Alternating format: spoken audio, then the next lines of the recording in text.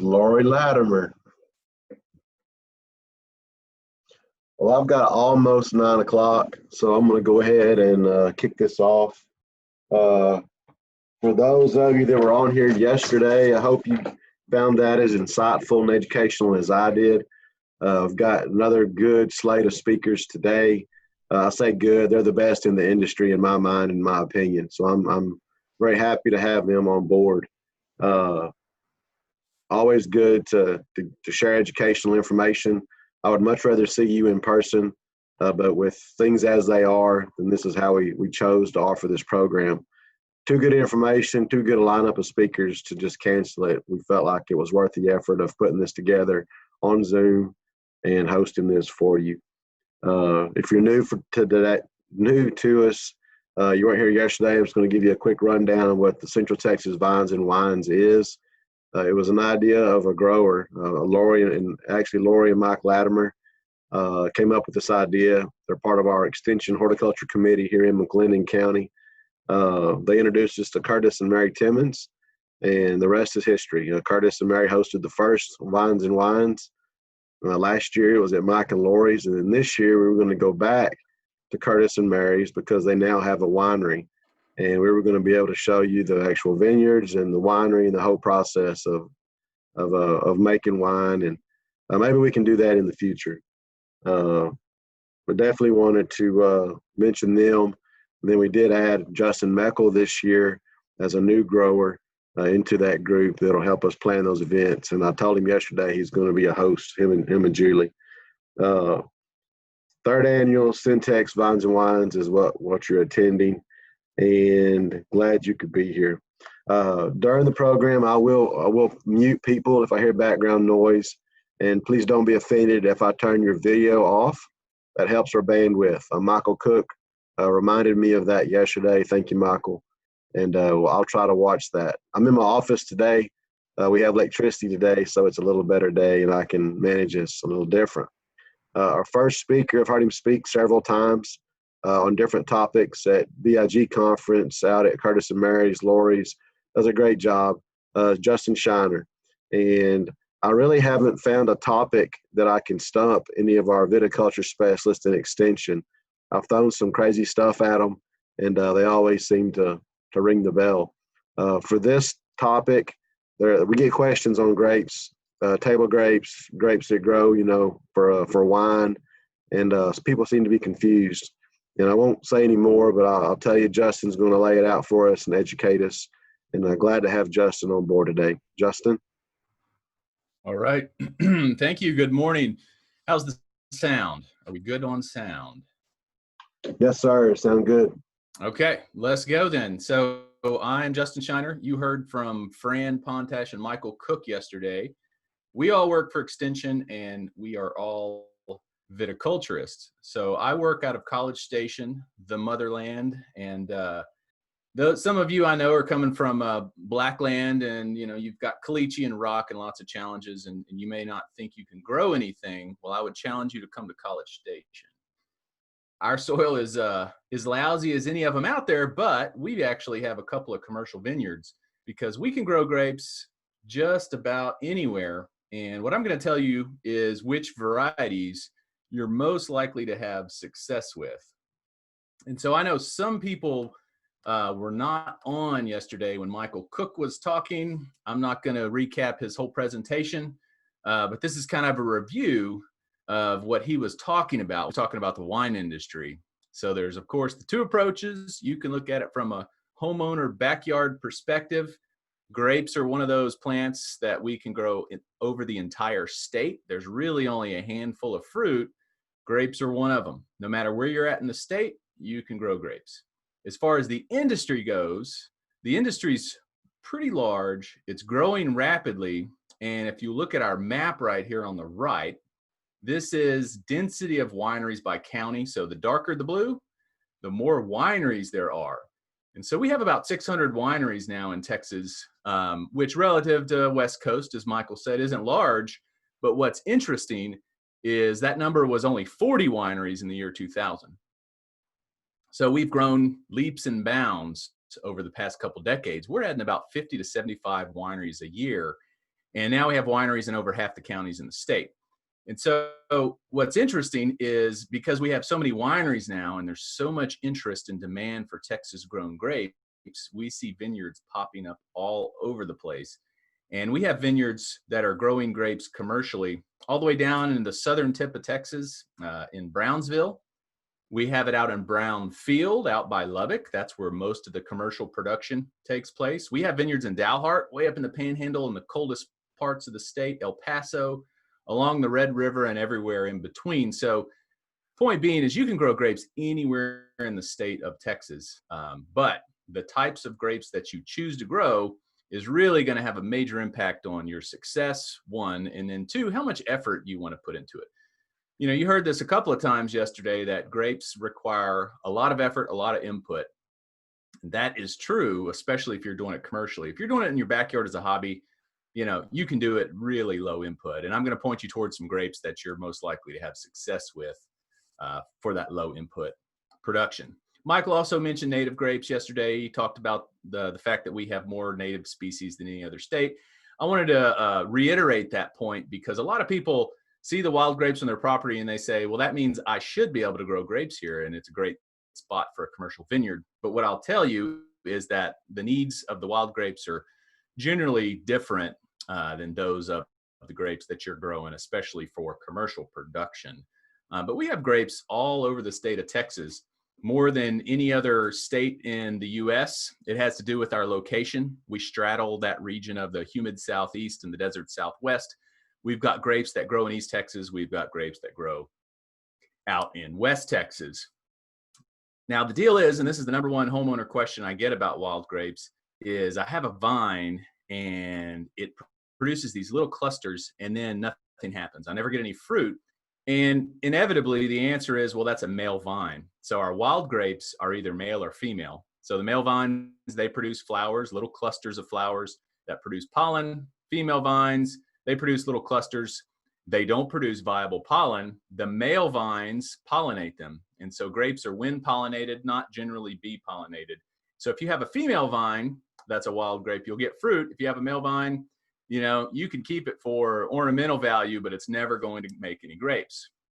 You know, what can you do with the wild grapes? They're great for jelly. Many of you know that. I've actually had some really nice wines. Mustang grape is the one that most often is used. If you're over in East Texas, the muscadine grape is often used as well, but I don't have to tell you that the wild grapes don't have the most desirable characteristics. You play with many Mustang grapes, whether you're crushing them with your hand or you're eating them, and your hands will start to burn at some point in there because the acid is so high that it'll actually irritate your skin. I've had a couple of emails or calls asking whether or not you've heard of people being allergic to the Mustang grape. It's not an allergy. It's just that they have really high acid that's irritating your skin. And there are very, very limited cases where people are taking the wild Mustang grapes and growing them on a commercial scale. So this is from a vineyard in College Station. He has one row of wild Mustang grape, and you can probably see in the photo, there's a lot of fruit on that grape. This is a female selection of the Mustang, and he lets his other grapes in his vineyard serve as the pollinizer. Remember, they have to have a male vine in the vicinity or a self-fertile, so a self-pollinated vine. And essentially all of our cultivated varieties, our improved varieties, our named varieties are self-fertile. So you only need one vine.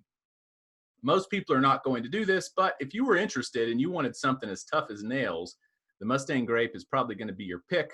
Womack Nurseries sells a female selection shrunk Mustang grape that you can buy. Just remember that you're going to need a pollinizer somewhere in the vicinity. I'm thinking about 30 feet to get optimal fertilization. Okay, there was another group of grapes that Michael talked about at length yesterday. He told a nice story. This is my summary of the story.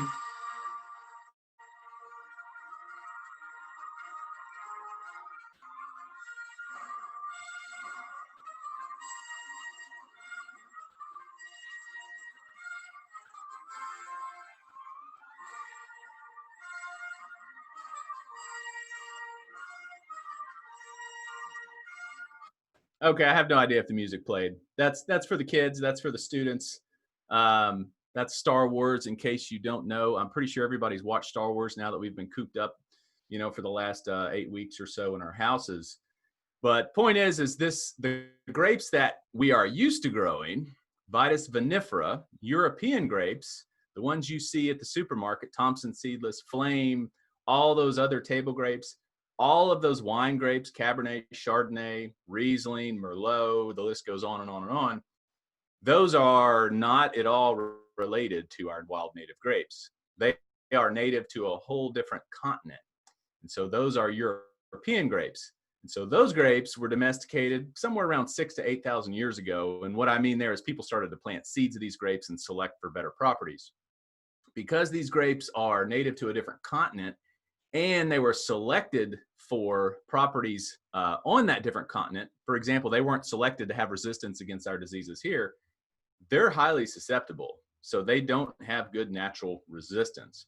What they do have are superior fruit and flavor characteristics. So these are the ones that people want to grow. When you're growing grapes commercially, these are the best of the best as far as quality. They have name recognition. Everybody knows Cabernet.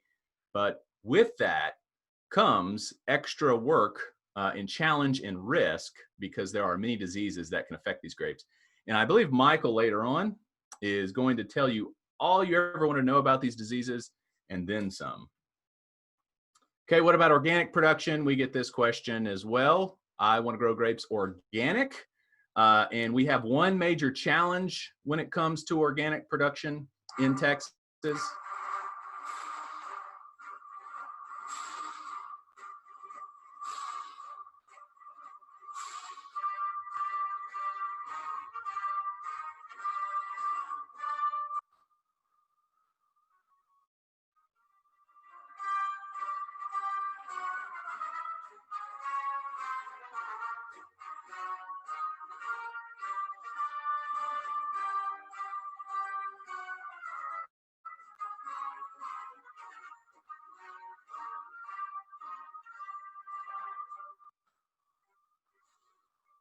Okay, I think you get the point there.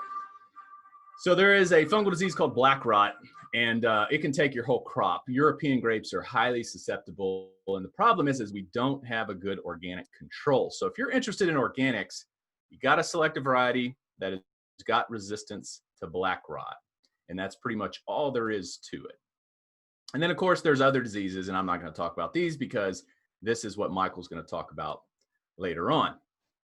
Instead, I'm going to talk about different varieties and different characteristics. I'm going to try to boil it down here, keep it short and simple, and point you towards some varieties that are, one, available, two, have good fruit quality characteristics, and then three, have good disease resistance. Now, I'm specifically saying that for those of you who are interested in doing this as a hobby or in your backyard. And then before we finish, I'll talk a little bit more about commercial production and some of those varieties that don't have the same disease resistance, but have much better fruiting quality characteristics. All right, so if you're gonna grow grapes in your backyard, you want a vine in the flower bed, your garden, on a trellis along the fence, you want something you can pick off of the vine and eat and taste similar in quality to what you would get at the grocery store. Victoria Red is going to be your table grape of choice. This thing was bred at the University of Arkansas, and it turns out it is tolerant to one of our major diseases that's a limitation in Texas. Next, we have muscadines. Most of you who are watching this are probably not in an area where you can successfully grow muscadines. I'll talk about that here in just a second. And then if you're interested in grapes for juice, jelly, and wine, Champanelle is probably at the top of that list, and Lamanto. Those two have excellent characteristics, better than any Welch's Concord jelly that you're going to get at the store, in my opinion. And then, of course, muscadines, if you can grow those. So let's talk about those grapes in a little bit more detail. Lamanto, that was one that was developed by that guy, T.V. Munson, that Michael talked about back in 1902. And so it's a hybrid. It's a cross between European grapes and wild grapes. And so the settlers early on, they started using the wild grapes because they were having such difficulties growing the European grapes. And then they began to develop hybrids or crosses between those two. They're cross compatible. This is conventional breeding. This is not genetic modification or anything like that. Since they're wind pollinated, you could simply put, the wild Mustang vine in the vicinity of Cabernet Sauvignon and take the seeds that develop, plant those, and some of those are going to be hybrids or crosses. And so Munson did this in a controlled way, developed many, many varieties, Lamanto being one of them. It looks a lot like European grapes. It has excellent flavor. It has a growth habit where you can train it upright, like a European grape vineyard, or you can let it cascade to the ground. So you could train it to the top of the rail of your fence and then let it cascade down. It'll go either way. And it's got really good disease resistance. I will say that it's only moderately resistant to black rot, which is I think enough. You can still get fruit if you don't spray any sort of fungicides or anything to protect the fruit, but you can expect on wet years to lose some fruit. The photo on the right there is a Lamanto cluster that has some black rot. But what I have never seen is total crop loss from black rot. So you'll lose some fruit, but not all of it. So Lamanto is a very good choice, and in my opinion makes the best jelly out there. Super deep color, excellent natural fruity flavor. You can make wine with it as well. There's actually a small amount of commercial production of Lamanto. It has a nice fruity flavor. Champanelle is probably the most common backyard grape that we see around that is not, Concord or Thompson seedless. Both of those actually are poorly adapted to Texas. They both get disease. They will grow. The vine looks good. At some point it gets disease, and then generally you don't get any or much fruit after that point. Champanelle, on the other hand, has very similar characteristics to Concord, but it's much tougher and is still going to produce fruit without any sort of protection from fungal diseases or even insects.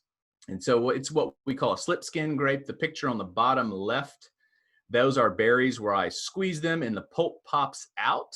So that's different than a lot of the other grapes where juice just comes out. In this case, it's like a little slimy eyeball that pops out, which is basically what Concord is as well. It's considered to be a slip skin. So the skin is really thick. You can eat those grapes. They taste fine. They're nice to snack on, but it's probably not one where you're going to bring in a bowl of grapes and just sit there and eat it while you watch the game. So you can eat any grape just about out there. You could consider this as having table quality, but it's certainly not the best. Champanelle likes to grow downward. So it's best if you grow it up high, up on your fence or up on your trellis or up on your arbor, and let it cascade down. That's the easiest way to grow it. Its only major problem is something called the grape leaf folder moth. So this particular moth lays its eggs on certain types of grapes, typically grapes that have a lot of fuzz, hair, pubescence on the leaves, which Champanelle, if you look at those photos, especially the one on the top right, you can actually see some of that fuzz. So the moth lays its egg on the leaf, the larvae hatches, and it takes the leaf and folds it over the top of itself and sews it shut with silken webbing. And so that's basically its protection, its cocoon, and then it eventually eats its way out. It's not really damaging. It's not going to kill your vine. It just makes it look ugly. You can see the picture on the bottom right. That's a severely infested Champanelle vine with grape leaf folder, and that looks ugly. So you may not want that in your landscape. Good news is caterpillars are very easy to control. You can do it by organic means or conventional, your choice, but things like BT work very well controlling this moth. So that's Champanelle's major problem. Here's a picture of a commercial vineyard that has a Champanelle block. It's there in the background. You can see the silvery foliage. I just put that in there because I like the coloration of the leaves. It's different. That's the hair, the pubescence that gives it that whitish look. So can look very nice in the landscape. All right, what about table grapes? You go to the store, you see Thompson seedless there, you see Flame there for sale. A lot of times in the spring in those little cartons, and you plant the grapevine, it grows well. It does produce some fruit. Eventually, usually it gets disease, and then that's the last time you see any fruit from that grape. So Victoria Red is a much better option. It's got better fungal disease resistance and tolerance to that disease called Pierce's disease, which is a major limiting factor to production in Texas. And I'm sure Mike will speak at length about that disease. The reason I stuck these photos in here is because Flame and Thompson seedless, and there's some other seedless grapes out there, that if you grow them in your backyard, you may be disappointed because the berries are very small and round. And if you look at that picture of the Thompson seedless, you may think, wait a minute, those grapes aren't round. They're usually elongated, kind of almost football shaped, and they're large. And that's because when they're grown commercially, they're typically sprayed with a synthetic growth hormone, gibberellic acid, which makes the berries elongate and become larger. It makes the cluster rachis, so the stem get really loose. So it's long and you end up with these larger clusters. Same is true with flame. And so these photos are of these two varieties without treatment from gibberellic acid. Berries are much smaller, clusters are much tighter. So that's typical. Now look at Victoria Red here on the left. It's naturally much larger fruited. So clusters of Victoria Red average over 1 pound. The berries are very large. Quality is excellent, thin skin, crunchy texture, good flavor. Everything about it, as far as flavor goes, is excellent. It has one problem, as I see it, and it has a couple of seeds. So each fruit has 1 to 3 seeds. They're actually very palatable. You can crunch through them, no problem. But for many consumers, they don't want seeds in their table grape. In your backyard, you're going to have much better success, in my opinion, with Victoria Red. It's not totally bulletproof. It does get some fungal disease, particularly powdery mildew, but of the diseases, powdery mildew is the easiest one to prevent or cure, and Michael will talk about that in more detail. All right, muscadines. I'll speak only very briefly about muscadines because most of you can't grow muscadines. They are native. They're one of our native grapes. And it's the only native grape that we've improved with breeding and selection. And the reason that has been done is because muscadines, they have a different chromosome count than the European grapes and all of the other wild species. And so they're not easy to cross and make hybrids. What happens is because they have a different chromosome number, you end up with an odd number of chromosomes or an unpaired chromosome in the seedling, and it's usually sterile or it just dies. So in order to improve muscadines, you can only cross a muscadine with a muscadine, and that's a generalization. The native range for muscadines is East Texas, where the soils are acid and especially sandy areas. That's their preferred soil, all the way up to Delaware. So they're not much cold hardy. They're not more cold hardy than we'll say zone 7. So even in Delaware and North Carolina, they still get a lot of winter damage. Even in very far North Texas, they get some winter injury as well. What's interesting about this grape, besides having those different chromosome genetic characteristics, is it looks different. The fruit flavor and quality is very different. Muscadines generally have a thick skin, which makes them almost impervious to disease. So they're incredibly disease resistant. You can grow these vines. They're very aesthetic. The fruit has been improved dramatically. There's been about 100 years of breeding for muscadines. But the problem is that limitation to acidic soils. So if your soil pH is above 7, and if you're going to grow fruit, it's worthwhile just having your soil tested anyway if you have not done so. But it makes growing muscadines increasingly challenging because of nutrient deficiencies. So acidic soils are the limitation for muscadines. Through breeding and selection, they've been changed quite a bit. I just have a couple here to highlight in case you are interested in putting a muscadine in maybe an amended garden soil, something like that. If you are in an area where your soil pH is above 7, on the far left, we have the first really true seedless muscadine. It's called Oh My. That's the name of it. And it's a bronze muscadine, about a 1/2 inch in diameter, nice, good flavor characteristics. The next one is called Razzmatazz, very small berries, little clusters. It's also seedless. And then the other one on the right is just a numbered selection. It hasn't received a name yet. So it's a selection that was developed. The berries are so big that they averaged, I think, about 13 or 14 berries per pound when I got some of the fruit and weighed them. So there are a range of characteristics for muscadines. I would say about 20% of the population hates the flavor of muscadines for whatever reason. It's unique. And maybe the other 80% like them. And then there's a lot of people that absolutely love muscadines, myself included. So if you want to try muscadines, I would suggest for bronze fruited, the top 2, Terra and Triumph, they're self-fertile. So you only need 1 vine. In the black fruited, Nesbit, it is self-fertile, so you could get by with only 1 vine. The one Summit in the bronze fruited, it's a female selection. Remember, we said those wild vines were either male or female. Some of the muscadine varieties that are improved are female, so you need a self-fertile muscadine vine in the vicinity to serve as a pollinizer. And Summit is really good, but you would have to grow Nesbit, Triumph, or Terra, or another self-fertile near it to get fruit. So these are the ones I actually have in my home orchard. I think they're the best as far as fruit quality goes. Very low input, very nice fruit. And what's different about some of these muscadines, Nesbit especially, is that the fruit doesn't all ripen at one time, like bunch grapes. Nesbit, for example, will continue to produce and ripen fruit over about a 6-week period, which is perfect for the backyard or perfect for a U-pick operation. All right, and then if you you don't think you can grow muscadines because of your soil, but you'd love to try it, there is a muscadine called Southern Home that is actually a cross with a bunch grape. It's one of those rare successes, and it's got better alkaline soil tolerance. So it tolerates those higher pH soils a little bit better. Super attractive leaves. You can see the picture in the bottom right. It almost looks like some sort of maple leaf. So the vine itself is very attractive, produces these small clusters of muscadines that have full muscadine flavor. It's not the best as far as eating quality goes, but if you're from East Texas or the Southeast, you want to have muscadines in your yard, then it might be your best option. And so this is a photo of Southern Home in Collin County on Blackland. Soil pH is 8.3, so that's really high. But this has been amended with compost and it's been mulched, which is really helpful as far as nutrition goes. You can see the yellow leaves on the tips. That's iron chlorosis. That's what we expect to see on alkaline sites. But the vine is growing and it's producing fruit. So it can be done.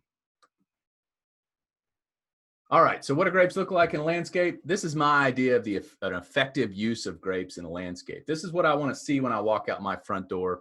You know, most of you are not going to do this.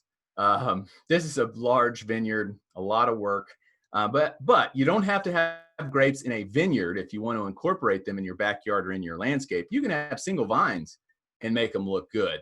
Just remember, grapes are indeterminate, so they keep growing and growing and growing as long as there's water and fertilizer. Some of them will grow up to even 50 feet a year. I've seen that with some of the most vigorous grapes like the Mustang grape. They have tendrils. So that's the little appendage that wraps around things and makes them stay attached. So they need something for those tendrils to grab onto. In this particular picture, this vine is taken over a gate. So they'll grow on lots of different stuff. Arbors, they work as a great source of seasonal shade. You can get some fruit. This is actually commercial production on an overhead pergola trellis. I can walk underneath those vines. The trellis was about 6 foot off the ground. You can see it's very dense, provides excellent shade. You can see the fruit hanging down there. That requires a lot of management, but nevertheless, it works for shade and does an excellent job. So this is that fork belknap that Michael talked about yesterday. You can see how dense that shade is. And you can get a lot of fruit that way. Here's a shaded sidewalk. Here's a front porch, cascading over a wall. Here's grapes growing over an arch. I thought this was kind of nice and attractive. Another arch you could walk through. This was black Spanish grapes, produced lots of fruit, very attractive. So you don't just have to have grapes in rows in your vineyard, in a vineyard, if you wanted to have a few in your backyard. These are even grapes grown on a single post. All right, so this goes back to, you know, what is your goal? Okay, so what are you trying to do here? And so I thought, you know, it's pretty fitting. It's an election year to talk about different models of vineyards or wineries or both. And so we've got Trump and Pelosi here. And in your mind already, you might be thinking which model best fits your interests. Or you may be scratching your head going, why the heck is he showing us these photos right now? And the reason I'm showing you these photos is, one, it's election season. And two, Donald Trump has a different model than Nancy Pelosi. And I know you're thinking, of course he does. They're very different. Donald Trump has a vineyard and a winery. Okay, so that's one model you could have if you're looking at this from a commercial perspective. Nancy Pelosi only has a vineyard. Okay, so those are the two major models when you're looking at commercial production, is a production vineyard or a production vineyard and a winery. So if you're looking at this from a commercial perspective, you need to figure out which one of those models you want to follow. All right, so what does grape production look like in Texas by acreage? Well, this is back in the year 2005, which everybody's thinking, well, that's not that long ago. I can remember what I was doing in '05. Well, as far as the industry goes, we've had a lot of changes in the last 10 years, especially the last 15 years.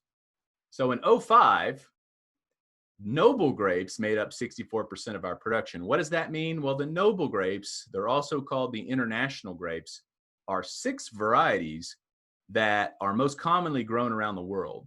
These are the 6 varieties of grapes that if you go to your grocery store and you walk through the wine aisle that you're going to see on the labels.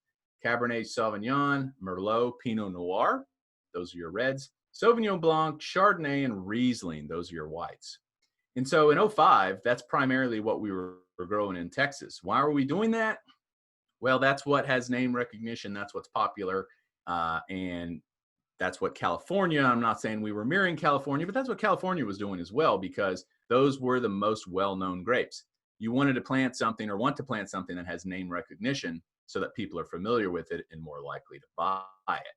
So basically our production mirrored California's in '05. If we fast forward to 2017, California still has 60% noble grapes. Their market is pretty much the same, whereas ours changed dramatically. We went from 60% of our acreage being those 6 varieties to now only 24%. We didn't necessarily lose acreage of those grapes, but as we grew and gained acreage, people started to plant different varieties. So people started to look at varieties that maybe didn't have the name recognition, but that perhaps grew better here in Texas. So things that maybe had better heat tolerance and produced higher quality fruit under our conditions. We recently had another survey in 2019. You know, if you're interested in doing this on a commercial scale, get your hands on that. It's online. Study it, see what the trends are, see how things have changed. Look at yield per year, because that's going to be a major player in your decision-making process. What is going to produce a profit for you?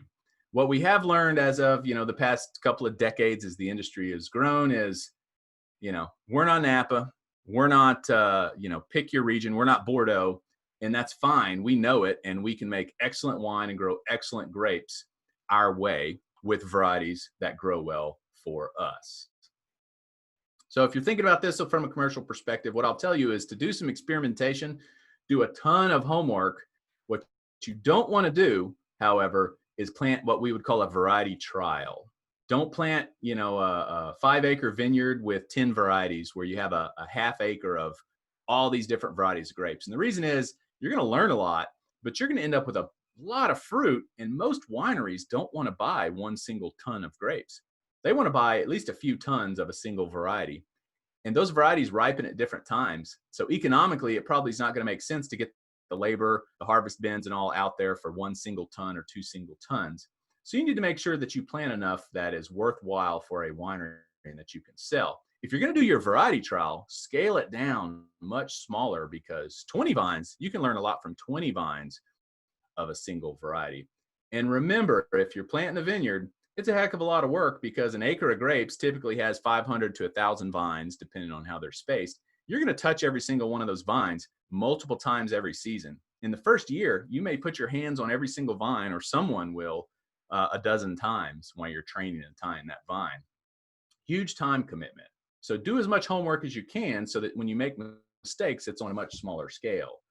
What are your criteria for selecting grapes to grow on a commercial scale? One, of course, they have to be quality. You could grow Mustang grape all day long and produce grapes, but you're probably not going to find many wineries that are interested, if any. Yield potential. The Mustang grape doesn't have a high yield potential. It's female. You want grapes that consistently produce high yields, because that's how you get paid. Heat and cold tolerance. You want to make sure that those grapes that you're growing do well in our heat. Pinot Noir, for example, it's most well known from cooler climates. Burgundy, Oregon. It's much hotter here in Texas. We can grow Pinot Noir. It's fairly productive. People do it, but the quality of the fruit is different. Pest and disease resistance, you need to make sure that's appropriate for your area. Mike will talk about that. Cluster architecture, I'll show you a couple of photos here in a bit. Time in a bud break, and of course, marketability. If you can grow grapes, but if there's no market for it, then, what's the point, unless it's purely for aesthetics? So look at where you are on a map. Think about your soil. Think about rainfall. The more rain you get during the growing season, the more disease problems you're going to have. You know, the perfect ideal situation to grow grapes would be zero rainfall and you supplied all of the water through irrigation. So go out to Yakima Valley. Their rain almost exclusively comes in the wintertime. So long as they have water to irrigate their vineyards, it's perfect because every time the canopy gets wet, there's a potential for disease problems.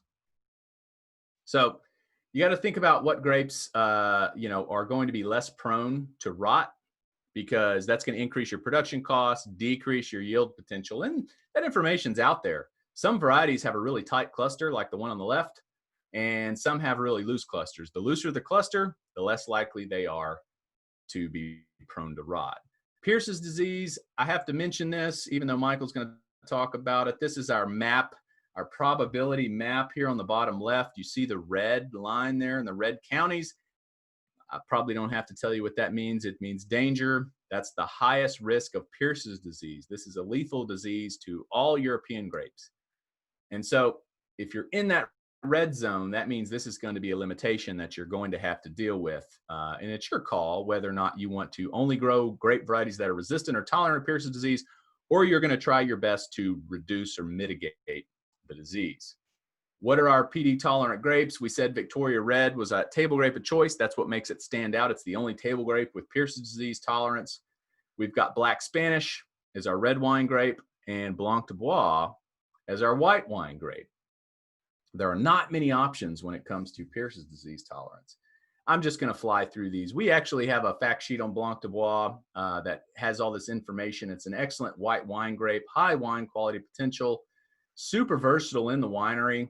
This is our mainstay in the Gulf Coast. It's actually the #1 white wine grape by acreage in the state because it's got high wine quality potential and it's tolerant to Pierce's disease. But it's not impervious to the other diseases. So disease management is a big part of growing any vineyard commercially. We also know that Blanc de Bois, and I'm put this in here because many of you are on those blackland sites, it benefits from grafting if your soil pH is above 7.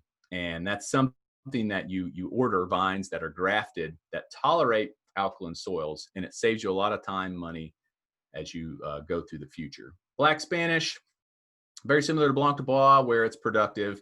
It's not impervious to all diseases, but it is Pierce's disease tolerant. And so this is our most widely grown Pierce's disease tolerant red wine grape in the Gulf Coast. It's highly susceptible to downy mildew and some other fungal diseases. So again, if you're growing grapes commercially, you have to be prepared to control these diseases. We already talked about muscadines, but there is commercial muscadine production. We have some here in College Station, and then of course over in East Texas where the soils are acidic. And then there's very, very small scale production of things like Lamanto, Champanelle. There's even a grower that's growing a variety called Herbamont as a white wine grape. Recently, there has been some new selections developed by University of California, Davis. What's interesting about these grapes is they have all those characteristics of European grapes, and they're tolerant to Pierce's disease. We've been trialing many of these in Texas for over a decade, I believe now, and 5 have been released this year. So you can find this information online. The only one that we have experience with here in Texas is the top left, Caminari Noir. This particular grape is a red wine grape. You can see that its parents, that up there where it says 50% Petite Syrah, 25% Cabernet Sauvignon, that's its genetic background. So it's very much vinifera-like or European grape-like. Actually, 94% of its genome is from vinifera. And then the other percent, the 6%, is from wild grapes that give it Pierce's disease tolerance, which what makes these grapes so valuable. So we don't know a tremendous amount about these grapes yet, but if you were interested in trying something that had high wine quality potential with Pierce's disease tolerance, those would be options for you. All right, timing a bud break, and I'm just going to skip through these to keep us on track. You're going to get this information. You're going to be able to read these tables and see exactly what I'm talking about. But if you're going to grow grapes on a commercial scale, one of the major challenges besides Pierce's disease is late spring frost.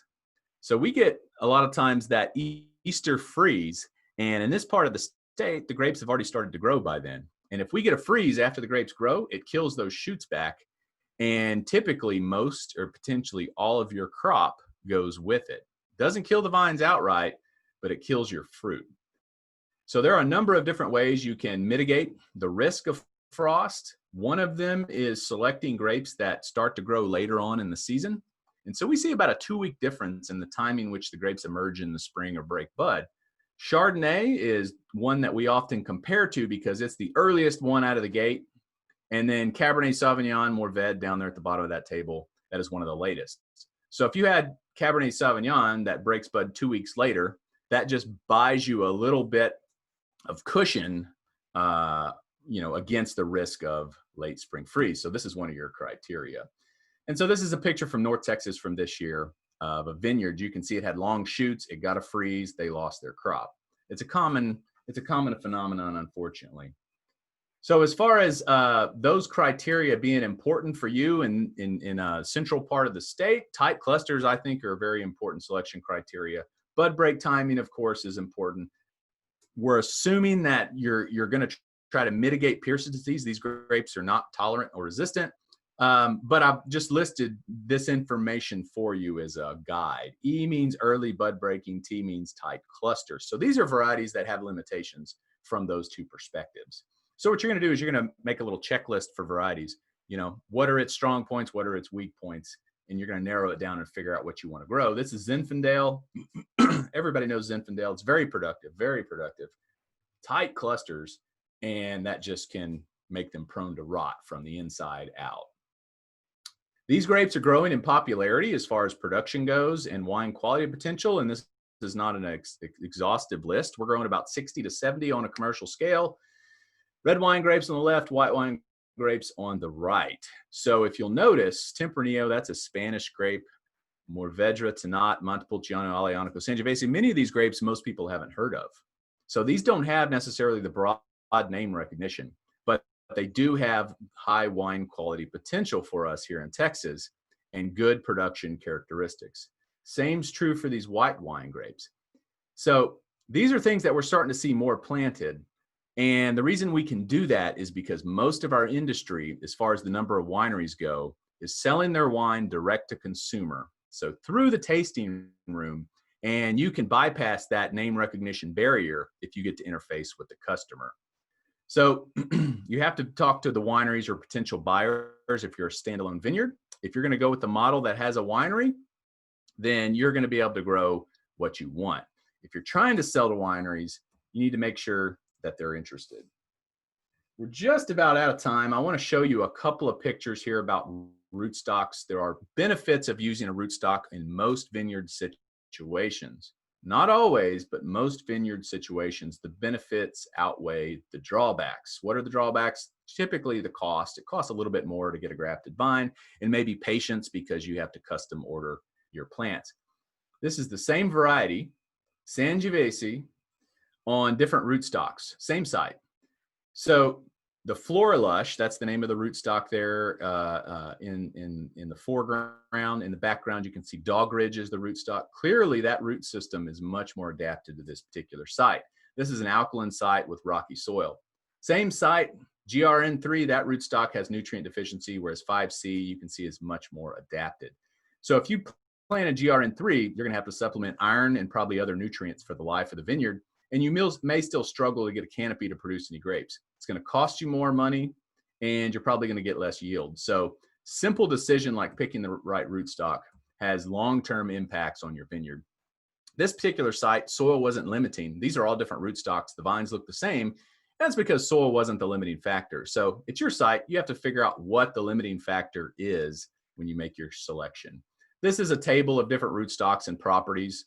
If you look at the very top, you might be able to squint and read this. It's things like resistance to nematodes and drought and soil, et cetera, et cetera. And so you figure out what the limitations are on your site. You go to a chart like this, and you start to kick out rootstocks and say, this is not going to work, this is not going to work, this is not going to work. And then finally, as I wrap up here, I'll say that there are many, many, many varieties grown in Texas on a commercial scale, and many more that we've experimented with. So before you commit to any large-scale production, talk to absolutely as many people as you can. Odds are someone has grown those grapes before in Texas, and you might be able to learn something or get some good information from them. We're already pioneers growing grapes in Texas, so don't think you have to try to be totally different and grow something that no one else has grown. It's it's risky enough growing grapes in Texas. So my parting advice to you, especially if you're looking at this commercial, start small. We're talking a half an acre to 1 acre. That will occupy a lot of your time. Do your homework. There's a lot of information out there. One of the best sources of information are industry members. The wine industry in Texas is very forthright with information. They love to share. They love to tell people about it. It's not just a business. It's their passion. It's their hobby. So they'll be glad to talk your ear off. And don't be afraid to experiment on a small scale, especially if you're doing this in your backyard. You know, if you want to try something, you know, go ahead and do it. Just be careful about investing too much money into an experiment without doing thorough homework. With that, I know we've had some comments pop up. I don't know if those are questions or not. Maybe we have time to answer those questions. Maybe not. I'll leave it to Shane. I can't see a lot from the screen I was on. Yeah, I'm looking at chat and I don't see anything in chat, but if you have questions about, you know, varieties, growing grapes, rootstock, etc. I have a question for Justin, just real quick. Okay. So Justin, what do you recommend if you're a new grower, prospective grower, you're wanting to do your homework, start on the right foot? When should you look at ordering your grapes from the nursery? Should it be a month before planting, or what do you recommend? Nice question. Okay, so there are many nurseries that carry grapes. Most of the ones that service Texas on a commercial scale are on the West Coast. And the reason is because of size and scale and offering, and then 2, certification program for diseases. And I'm not saying don't go to a Texas nursery, but usually the largest offerings are on the West Coast. And when you buy your grapes, you can buy from the spot market what they just happen to have in availability, but the odds are you're not going to get what you want in the numbers that you want. We saw just how important something like rootstock can be. So a lot of times people, they get in a rush and they settle on what's available. They get the wrong rootstock, the wrong clone, the wrong variety, and you're stuck with it for the life of those vines. Nurseries want an order at least 18 months out. And what they'll do is they'll custom graft your particular order, that variety, that clone, that rootstock. They will also do what's called green grafts, where they graft the vines, and once they start to grow that season, they ship them to you, little green pots. You don't have to order as far in advance, but those vines are much more sensitive because normally what you're buying are 1 year old. They've been grown out for 1 year, dormant bare root vines. So you get these things early spring, you plant them in the ground, they have no leaves, the conditions are mild, we typically get rain, the vines begin to grow, they develop a nice root system while the conditions are mild, versus if you wait late and you get in these green grafts, they have leaves, little green shoots, they have a small root system, you plant them in May, June, you know, we get that whipping, drying wind, it can cause you some pretty serious problems. So far in advance, you know, you really want to, everybody thinks about planting the vineyard. You know, they've been thinking about it for 5 years. You really, if you can, hold off another year. You know, if you got to plant something, just plant some vines on a small scale to do some experimentation. Justin, that's kind of a we got a question on text chat, and I've got a question myself. On the chat, they ask about the money they'll be risking on 1 acre land, on 1 acre of land with grapes in Bell County. Mm-hmm. And the second part of that question is, what about Merlot grapes, and will they grow in this Bell County blackland soils? Yeah, the answer is yes. You know, I don't know specifically the soil characteristics. You even for a 1 acre vineyard, heck, even for a garden, it's worth getting a soil test. You know, because most soils benefit from amending, and most of the time we're talking about adding, you know, fertilizer before you plant. Some of them you really have to add and incorporate before you plant because they don't move through the soil very well. And so for that particular site or any site, if you're going to even plant, you know, a dozen vines, go ahead and test your soil. There's instructions online. We have a lab. There are private labs around. you'll see those characteristics. We'll be glad to help as well, kind of make decisions on amendments and things like that. But it's also going to guide the rootstock. So Merlot, ungrafted, growing on his own roots, is going to perform differently than on a rootstock. And the odds are, if you're in Blackland Prairie, you're going to want a rootstock that has some alkaline soil tolerance. We can narrow the list down just by that alone, but it's a little more complicated. It's good to put all those pieces of information together, making that decision. Good answer. So for those people that want to plant some table grapes, what are some good resources, or where can they buy them? A lot of times here locally in Waco, the nurseries might sell something that won't grow here. So what are good resources, places to buy table grape varieties? Yeah, we've got a couple of mail order nurseries in Texas that'll carry, especially Victoria Red. So we've got Womack Nursery up in De Leon, which is not too far, from y'all's neck of the woods up there. We've got a few in East Texas. I don't want to name any off the top of my head because I'll leave most of them out and somebody will probably get mad because I left them out. But, you can go online and you can look for Victoria Red. HEB was actually selling Victoria Red vines this last year, not all locations. It's kind of interesting. We're going to probably start seeing more and more Victoria Red. It was only released in 2012. So we'll see more of that. And I hesitate to say it now because it's not available yet. We have a sibling of Victoria Red from Arkansas. It's just a numbered selection, 1400. It's a green grape. It's seedless. It's Pierce's disease tolerant. It will be named and released either late this fall or early next spring. And there will be limited quantities available of it as well. Okay. A couple more questions. Are there any incentives for a new grower from county, state, or federal?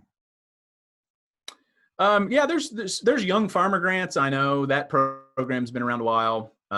Their definition of young is I actually qualify for that. So it's not, for a farmer, young is not the same as, a lot of people think of. I don't remember what the cutoff is, but you could have grandchildren, I believe, and still be a young farmer. There are some, I just got an email recently about some of the programs now that are related to COVID, and I look for probably more programs here in the future to try to encourage more agriculture. But the young farmer one is the one that comes up off the top of my head. County wise, I wouldn't know. You'd have to check with your individual counties on that. Sometimes you can talk with your Chamber of Commerce and see if they might have some local resources or benefits. Well, and I will say this: I was involved with a small population, 30,000 or so city in North Texas. They were wanting to build their wine industry because they had a few wineries and vineyards there, and they were offering some pretty big incentives up to $100,000 to get you to build there in their downtown area. So it's around, and especially in those small towns, especially downtown areas, the older downtown areas. So, you just have to look around. Yeah, I would add too, grapes in most counties count as 1D1 agriculture exemption. Takes 5 years, but if anyone's interested in that, we can talk more later. Out of respect for time, let's go ahead and move on. Justin, if you'll stop sharing, we'll get Michael loaded. And if you do have a question, please put that in the chat or ask that later. If you put it in the chat, then our speakers could answer it on the chat for everyone to see. And also, Justin, we've had a request for copies of your presentation. Okay. I will send out a link with an evaluation later today, and I would include any handouts or information y'all provide to the attendees. That's great. Yeah, and I want to add too, there's been a lot of questions. Justin mentioned there's some great brand new fact sheets on these individual varieties like Blanc de Bois, Black Spanish, Lamanto, Tempranillo, where we walk you through every part of getting that set up, including the trellis. That's on winegrapes.tamu.edu. I sent Shane, and he sent out the link to everyone yesterday about the protocol for taking soil, water, and drainage tests. So we have a lot of resources, so don't let this be the last time we speak with you. We're happy to walk with you. That's our job. So Well, let me mention too, and I'll be brief. I saw the rest of that question about money, how much money would be at risk in a 1 acre vineyard. We typically estimate it costs about 15 to 25,000 an acre to get a vineyard into production. I mean, that can vary widely. It can be a lot more than that. It depends on the scenario. But that's the typical amount of money we expect people to invest in commercial production. And I'll say this, I can send a link to Shane. We do have an older, but it's still quite accurate, just add 10% in cost. But vineyard budgets per region, that kind of gives you an idea of what's involved if you decide to go commercial. So we can send y'all the link to that resource as well.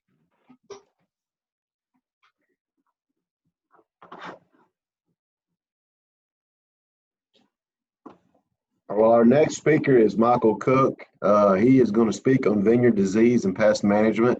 He's covered this topic for us before. I believe he covered that topic actually at Latimer's and did a great job, and also introduced me to a new publication that's available that from Texas A&M Extension, and great tool to use to identify some disease. Michael, the floor is yours. Thanks, Shane. Okay, guys. Let's talk about something we all dread, and that's disease. So let's see here. So last time we had fun because my internet decided not to work during the presentation. So if that happens again, Shane will text me and I'll get back on board. So nobody go anywhere. I am not on the most stable network. Shane, can you see the screen? Everything look good?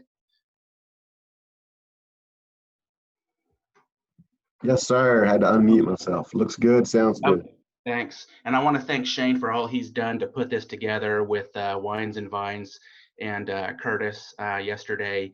So it's a pleasure to be here. And let's go ahead and get started. We don't have a lot of time.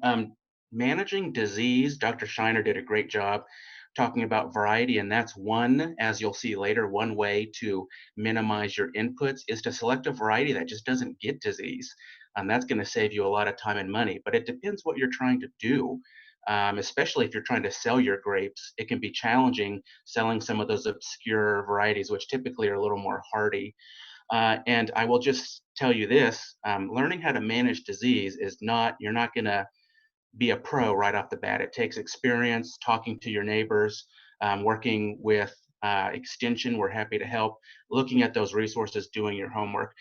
We only have 40 minutes to talk about diseases. So what I'm going to do is synthesize everything down and kind of give you some tips and tricks, especially if you're a new grower and you're overwhelmed with all these diseases that could destroy your vineyard or your crop.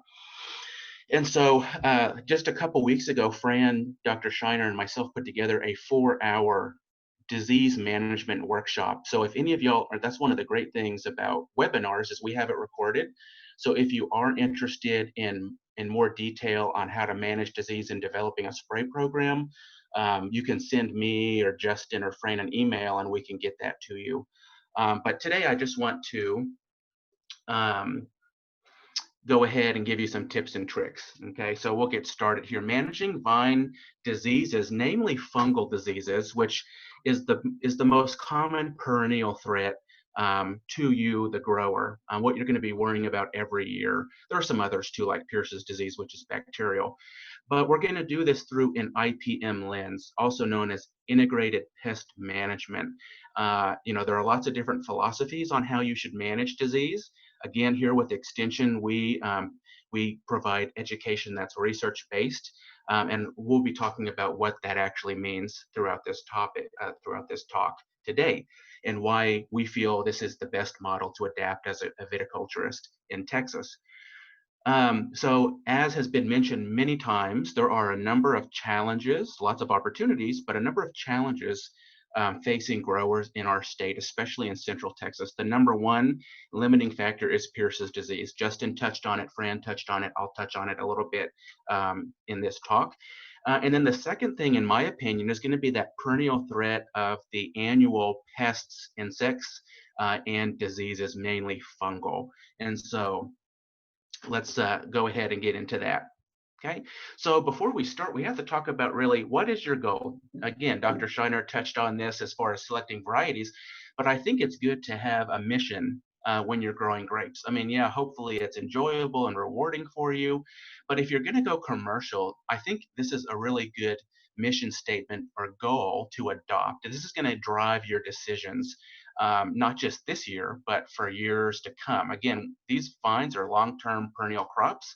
Justin talked about it takes a lot of money to get these going, and the payout takes some time. But you know, it can be profitable, but that's going to be long term. And so there's lots of opportunities in growing grapes in Texas, whether it's backyard or even commercial. So I think a goal we should adopt is to produce the best fruit we can, but to do so not just in 1 year and then the rest of your life in the vineyard, you're struggling, to do so sustainably. Not just sustainably as far as vine health is concerned, producing clean, high quality, which those two really go hand in hand. You can't have poor quality fruit if it's not clean, or you can't have high quality fruit if it's not clean. But we want to be able to, oh, sorry, someone's calling. We want to be able to produce high quality fruit of sufficient yield year after year, and that provides a profit, right? If you're going to do this commercially, some growers just break even, but most want to at least go on a vacation once a year and pay some bills. And so it has to be sustainable in the vineyard, but also economically sustainable for most of us. So our goal is to do the best we can and produce the highest quality fruit year after year after year while still making some money, okay? At least commercially. Let me move this box here. I don't know if you can see that. Okay, so the name of the game when we talk about high input crops like grapes is using every single tool in our toolbox. Again, I said there are a lot of different philosophies on how you manage disease, not only in the vineyard, but maybe your tomato patch or your watermelon patch or your pecan orchard. And some philosophies are just nuke it with pesticides. Some philosophies are no pesticides under any circumstance. Through integrated pest management, the goal here is to look at the four corners of managing disease through environmental and economic sustainability, practicality, and integration into your current plan, transitioning if you need to away from a different plan. And so what's important too is, you know, there's lots of disease and there's lots of tools in our toolbox you may not be aware of. And even if you decide to use pesticides, whether they're organic or conventional, if you leave out some of these other walls, or you can see the circles here of IPM, you're going to have less efficacy of those products that you're spraying. And that'll become clear as I talk. So IPM is utilizing all the tools in your toolbox to manage disease in a way that is sustainable economically and environmentally, as well as practically in your business model. And we start with things like practicing good cultural and mechanical practices. Prevention is key. We would rather not see disease than see it and have to try to act proactively. Monitoring for disease is important. So scouting, actually getting out in the vineyard and trying to get things before you see things, or if you do, to nip it in the rear end as soon as possible. Looking at non-chemical means like biological agents. For example, if you have leaf folder in your champanel, you could spray, instead of a conventional pesticide like 7, you could spray something very, very specific to lepidopterans like Bacillus thuringiensis or spinosad. Timing is very important with that. But the IPM model does not say you cannot apply organic or conventional pesticides. In fact, you can use them, however, it's as a last resort. And unfortunately, if you are in an area where disease pressure is incredibly high, which is Central Texas, if you're going to grow a high maintenance variety like the European grapes, or even some hybrids like Blanc du Bois and Black Spanish do get certain fungal diseases and are sprayed for commercially, you would use chemical control. Okay, there are a lot of great organic controls. I'll talk about that. But like Justin said, black rot is the bane to organic viticulture in Texas. So anyway, IPM, what we'll be talking about is not just relying on spraying chemicals. No one likes to do that. Unfortunately, if you're going commercial, and for most of the varieties we plant, it is going to be part of your strategy, okay? And we'll talk about safety later too. Okay, so I encourage you, based on research, what we know, not just in Texas, but in the United States, we want to adopt an IPM approach, utilize every tool in toolbox, like I said. And so if you were a student at A&M or Texas Tech or wherever, and you were a horticulture student, you would learn this, or a plant pathology student, you would learn this on day one. And some of y'all have seen this, but this kind of lays the foundation for what we're going to talk about today.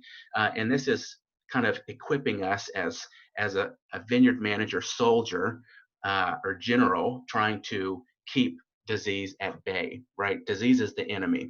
And so in order to have plant disease, you could substitute that with human disease or animal disease. You have to have three sides of the triangle present for that disease to happen.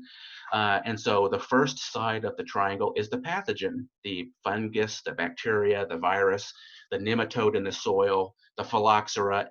Okay, that's an insect, but that has to be present. Well, unfortunately, the pathogen is here, right? It's in all of Texas, whether you have a virgin site or not. The pathogen will find your grapevines. The next thing you need in order to have disease is a favorable environment. We'll talk ad nauseum about that. Most of us, at least during the growing season, have that. Again, fungal disease, not all diseases, but most of the fungal diseases we see, at least initially, are dependent upon moisture in the canopy for those spores to wake up and infect. The last thing, and what Dr. Shiner talked about, is selecting a host, if possible, that is tolerant or resistant. And again, there's a difference between tolerant and resistant. We'll talk about that later. So it depends what you're going to grow. If you're going to grow Blanc du Bois, there are certain diseases that it genetically is not prone to getting. There are some that it does get, but it can power through, and there are some that it's susceptible to. So if we can do, as a vineyard manager, as a general in your battleground, your battlefield here, our goal through IPM is to chip away at each side of the triangle, at least completely. If we can knock those walls down, the risk of disease every year will be much less. Okay, so let's look at the bottom side of the triangle, the favorable environment. Again, I mentioned that almost all fungus that we deal with every year is there's a relationship with moisture in the canopy. Now, most of us think about rain, but if you're using an overhead sprinkler or one of those, maybe you've got a couple vines in the backyard, one of those waterfall sprinklers, and you're getting moisture on the canopy is simply the top part of the vine where the leaves and fruit are and shoots. If that gets wet and there's green tissue, living tissue, and there are spores that land on that tissue, if the temperature is correct, it's warm typically, and there's moisture for a certain period of time, infection happens. Once infection happens, it's very difficult to stop the spread of that infection. So favorable environment, mainly through precipitation, but a lot of us, especially in the Gulf Coast, can get some pretty heavy dew in the morning. If there is moisture in the canopy from that, should trigger your mind to go, okay, have I sprayed something? Have I managed my canopy to help dry that canopy out? Even high humidity levels inside that dense canopy can spur infection. And again, Justin mentioned that the inherent disease pressure threat or risk is much higher in East Texas down to the Gulf Coast. Why? Because they get anywhere from 35 to 60 inches of rain. And when does that fall? When the grape is most susceptible to disease during the active growing season. Okay. Again, Yakima Valley, San Joaquin Valley, Lubbock, arid climates, they get rain, not much, but most of it's when the grapevine's asleep and the spores are asleep. So there's minimal risk of disease. There's still disease, but it's much more minimal than if you're in East Texas. So just putting that together, you realize from day one that if you're in Tyler, Texas, or Waco, or Houston, your inherent disease pressure is going to be very high compared to someone putting in some grapes in Stephenville or Lubbock, okay? So moisture is the name of the game here. So what can we do as far as trying to chip away or knock out that favorable environment part of the disease triangle, okay? There's a lot of things we can think of. We cannot tell Mother Nature to stop raining or stop being humid. I wish we could do that, but it's not feasible at this point. and we know Mother Nature throws lots of curveballs at us. So one thing we can do is we can try to mitigate moisture or mitigate disease by cultural control through canopy management. And that's a big word, but all it means is manipulating the canopy where the leaves are and the fruit is to do a couple things, okay? We're trying to make that environment in the canopy, that moist, warm environment, not that way. We're trying to dry things out, get sunlight in there. And if we do spray pesticides, whether organic or conventional, we're actually going to get it where we need to, get good spray coverage. And so there's two examples here. The vineyard on the left, this gentleman or woman has spent a lot of time working on that canopy by doing a couple things. They pruned appropriately in the spring. They have pulled shoots that are overcrowding each other. They have pulled leaves. You notice there are leaves missing on the morning side of the canopy. So on the canopy, if you have an actual trellis, there are two sides. The side that receives the morning sun without the hot temperature, and the side that receives the hot temperature and the afternoon sun.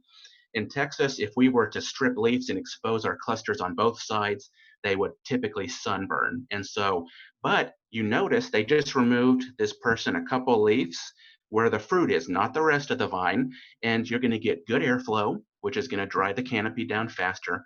Better sunlight helps dry that canopy down faster, but also the fruit that's developing next year is on these buds down here, and those need sunlight for good fruitfulness. So that's another added benefit. And the third thing, again, is you can see this person has sprayed a pesticide.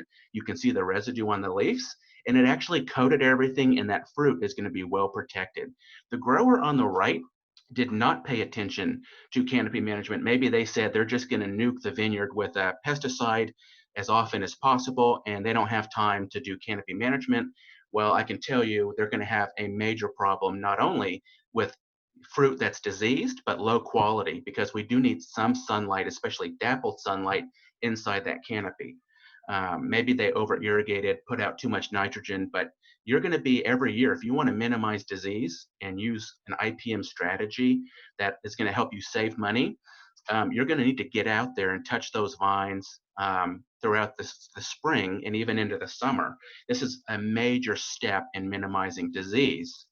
And it should be used in tandem with the other tools in your toolbox. But this is a great way to minimize disease pressure, okay? We were talking, I gave this talk early spring. One other thing you can do, again, that grower on the left started pulling shoots that were not beneficial, that might have been overcrowding. And so this is Lamonto at one of our vineyards, beautiful pink leaves coming out in early spring.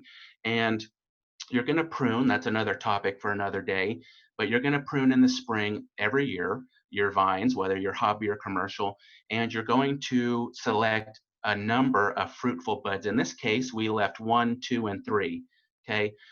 Because this vine can handle 3 shoots, and each shoot should have 2 clusters. So there should be 2, 4, 6 clusters hanging at this one spur. And then you move over and there'd be another one, and then another one, every hand's width apart. And so we left 3 on here. These 3 shoots it's going to be fairly crowded. But what happens is there's always a bud or 2. If any of y'all have been doing this for a long time, you notice there's always buds, i.e. shoots, that are going to come from where you never thought that they would come from. And so we left 3 shoots thinking that would be all there was. That was a healthy number to leave. But this basil bud decided to wake up because this vine is very vigorous, like most of the vines will be in Central Texas, and it's going to be a new shoot, most likely without any fruit, and all it's going to do is steal energy, at least initially, and then it's going to shade and crowd up your canopy. So we've got our first bud, second bud, third bud. We call those fruitful buds with our crop. They need to stay. But this bud, we would actually go ahead, and once we see it, when it's about an inch or 2 long, we'd go ahead and rub that off early on. That's going to keep us in that first scenario of a healthy canopy architecture. That's going to maximize airflow, sunlight, and spray coverage, okay? So that's one thing we can do early on to help minimize that problem, all right? So how to keep an open canopy in Texas as a synthesis, manage vine vigor, okay? There was a great question yesterday. I wish we had more time to actually talk about it, and I was trying to give some information on regulated deficit irrigation. And in general, we can generalize and say it's often not recommended because of all the incredible stress of other stressors we have on our vines, at least severe deficit. Um, I will say this, that does not mean that you should go ahead and just turn the water on every couple days for 12 hours thinking more is better. So we definitely need to be able to monitor irrigation in vineyards because, like I said yesterday, water through precipitation, but also through supplemental irrigation through drip and nitrogen fuel vegetative growth. And in Texas, vegetative growth can get out of hand really quickly. Okay. So there are numbers of leaves that we need to ripen the crop. And so there are certain things we can do to understand if our vines are in balance. But in many cases, growers tend to, especially early on, over irrigate.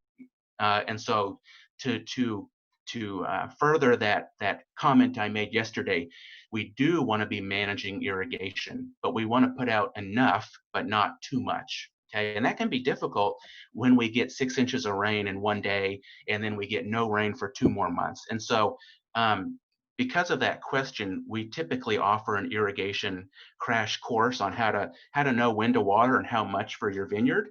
And Justin and I are going to be offering one of those at the end of June or early July. So keep up to date with that. We'll talk about that because that's a big part of managing a vineyard. So we don't want to over irrigate, but we do need to irrigate. When the vines need water, we need to irrigate. Okay. And then be judicious with fertilizer applications, especially nitrogen. Nitrogen spurs vigor, and grapes need nitrogen. It's the #1 nutrient grapevines need. Okay. But going out there every week and throwing out nitrogen for no reason is not going to be sustainable to your pocketbook, but also the quality of the fruit and the lifespan of the vineyard. Also, it's common for growers to start using fertilizers like 13, 13, 13. And I'm not worried about it if you put it out the first time when you first plant because that's all you had. But if you keep using fertilizers that have multiple nutrients and some of those nutrients you don't even need, like potassium or phosphorus, don't put out what you don't need. It's very easy to find fertilizers. You can contact your feed store, your farm store. We've got a bunch in Texas. So be cautious if you're putting out something like triple 13. If you only need potassium, don't put out nitrogen, okay? Not only because it's going to waste your money and cause problems down the road, but also because of those problems, one of the important things is those nutrients compete for each other. And so if you start adding too much phosphorus in the soil, you're going to start having problems with zinc, and you're going to have to spend more money trying to fix that. So if you don't know where to begin with nutrition, get that soil test done before the vines go in the ground, and then we take what's known as a petiole test, and we can walk you through that once the vines are in the ground to scientifically, quantitatively know what to fertilize and when. Okay, so there's ways to do that. Don't guess. So if we can do that, that's going to help us manage our canopy. And then, like I mentioned and showed you, conducting good canopy management practices like removing leaves on the morning side, removing those unfruitful shoots, summer pruning or hedging. If those shoots are sprawling over and they're shading, at least on the morning side, shading that fruit zone, it's probably a good time to go ahead and take a hedger and hedge that back. Okay. Desuckering, we don't want suckers coming from the ground unless we're trying to retrain a vine, or suckers coming off the trunk and moving into the canopy. So there's a lot of things we can do that doesn't involve spraying, and that can actually increase our efficiency when we spray to help manage disease. And it doesn't sound like much, but it makes a huge difference. And realize too, now you're seeing why it's a lot of work to grow grapes in Texas. It's a constant battle. This isn't a one-time deal. You're going to be walking through that vineyard every couple weeks trying to keep that canopy open, because every time you give that vine a haircut, it just wants to grow back. Okay, remember I said that's one of the challenges. We're trying to take a grapevine that's genetically hardwired to grow 50 feet to the sun in a 7-foot area. Okay, so that's a favorable environment. Now you see there's a lot we can do to help knock that side of the triangle out. What about the pathogen? So those fungal diseases are found on wild grapes. They're found on tolerant grapes. Okay, they're found on neighboring vineyards. They're found especially on old wood. So we prune grapes by 90% every spring. It scares everybody, but we remove the majority of 1-year-old wood in every spring. And what do you do with that wood? Do you throw it on the ground? Do you compost it? Do you burn it? Do you take it to the dump? There was a study that showed that spores, fungal spores, can live on dead pruning trash for up to 7 years and still be released, land on a leaf or cluster, and infect if the environment's favorable, which it is during the growing season. So Curtis talked about in his vineyard, he, I believe, burns or takes to the dump all his major pruning wood. So that's a great way to minimize the inherent pressure because you're removing the number of inoculum in the vineyard. Okay, that's one way. Another way, and I'll show you in a picture next, is to remove all the disease mummies that you didn't see when you harvested. Those are in the perfect position to quickly jump over to your leaves or fruit. So the pathogens here, there is not a virgin site that will not get any disease in Texas, even if you've never grown grapes there before. It's just a matter of time before those spores float in and start infecting your vineyard. Again, not all parts in Texas get all diseases. So where it's more arid, West Texas high plains, they do get things like powdery mildew, but they're not going to see black rot. Maybe in the rare off chance in a really wet year, but in Central Texas, we're going to see all these diseases I'm going to talk about. So cleanliness is next to godliness. Take that extra step. You can see this grower is putting all his pruning trash in a bucket. You can throw it on a tarp and drive it. You can rake it out of the vineyard, but trying to get as much as that of that inoculum that overwinters really well in Texas, really easily. You want to get that out of the vineyard and take those mummies, which are loaded with spores, out and get rid of them. Don't throw them on the floor of the vineyard. Okay, burn them. Have a bonfire party. This was at Eden Hill and McKinney. They take all their pruning wood. Notice they still do it in the winter. They don't wait until next year to burn that wood because that's a source of inoculum. They prune and they stack it and they burn it a week later. Okay, and they have a party out of it. So that's a great option. Justin, so that was a pathogen. So we know they're here. I'm going to talk more about the pathogens and what we have to worry about. But Justin talked a lot about host. So there's no silver bullet variety. There are varieties like muscadines and certain hybrids that are more disease resistant or tolerant. And a lot of our hybrids are. So Black Spanish may see a touch of anthracnose here or there. Like Justin said, it is the poster child for downy mildew. It will get downy mildew under wet years every year, but we don't see it getting powdery mildew typically. And black rot, a touch here and there, but not too much. Blanc du Bois, on the other hand, can get anthracnose very rapidly. It's very susceptible to it. Maybe downy mildew occasionally, no powdery, but it does get a lot of black rot and bunch rot. So the vinifera, the European grapes, even the Andy Walker grapes from UC Davis, which are Pierce's disease tolerant, they are still going to get every disease under the sun. Remember, they're not native, okay? They're not used to the diseases we have here. So picking, depending on your business model and what you want to do, realize if you pick a European grape in Central Texas, you can do it like Merlot, but you're going to be entering a very high risk situation and it's going to be very high maintenance, but it is possible if you're willing to put in the money and time. I always like to say this, remember, if you're growing something like Black Spanish, which may not get powdery mildew, okay, that doesn't mean powdery mildew you won't see infection. That just means it may not spread as easily, and the vine may be able to handle it. I guess the better example would be Pierce's disease. So both Black Spanish or Lenoir and Blanc du Bois are Pierce's disease tolerant. Like, remember, that's a bacterial infection. They're tolerant. They will get it. You might even see symptoms of it and go, I thought these grapes aren't supposed to get Pierce's disease. Well, they can. They can hold the bacterium, but they can chug through it without major problems. If you plant your Black Spanish next to your sensitive crop, like Tempranillo, it doesn't take far for a sharpshooter insect to vector that disease to the Tempranillo. Now, you can have these next to each other, but that means if you're going to grow a tolerant and susceptible variety next to each other, you're going to need to manage Pierce's disease for everything. And that would be dripping a neonicotinoid insecticide. There is a free Pierce's Disease Management Guide that our colleague Jim Thomas has put together. Y'all will get that link. I sent it to Shane this morning that talks about this in detail. Okay, fungal diseases. Not all diseases are present all throughout the year. And so you're going to need to start thinking about managing disease from day one. There are diseases that are more prominent or that we think about and try to manage at certain times a year, even when the grapevines are asleep. Once we start pruning, we need to be thinking about things like anthracnose, maybe powdery mildew spores, and then trunk disease. Okay, starting at 3-inch shoot growth is when most of our pathogens can start infecting, namely black rot.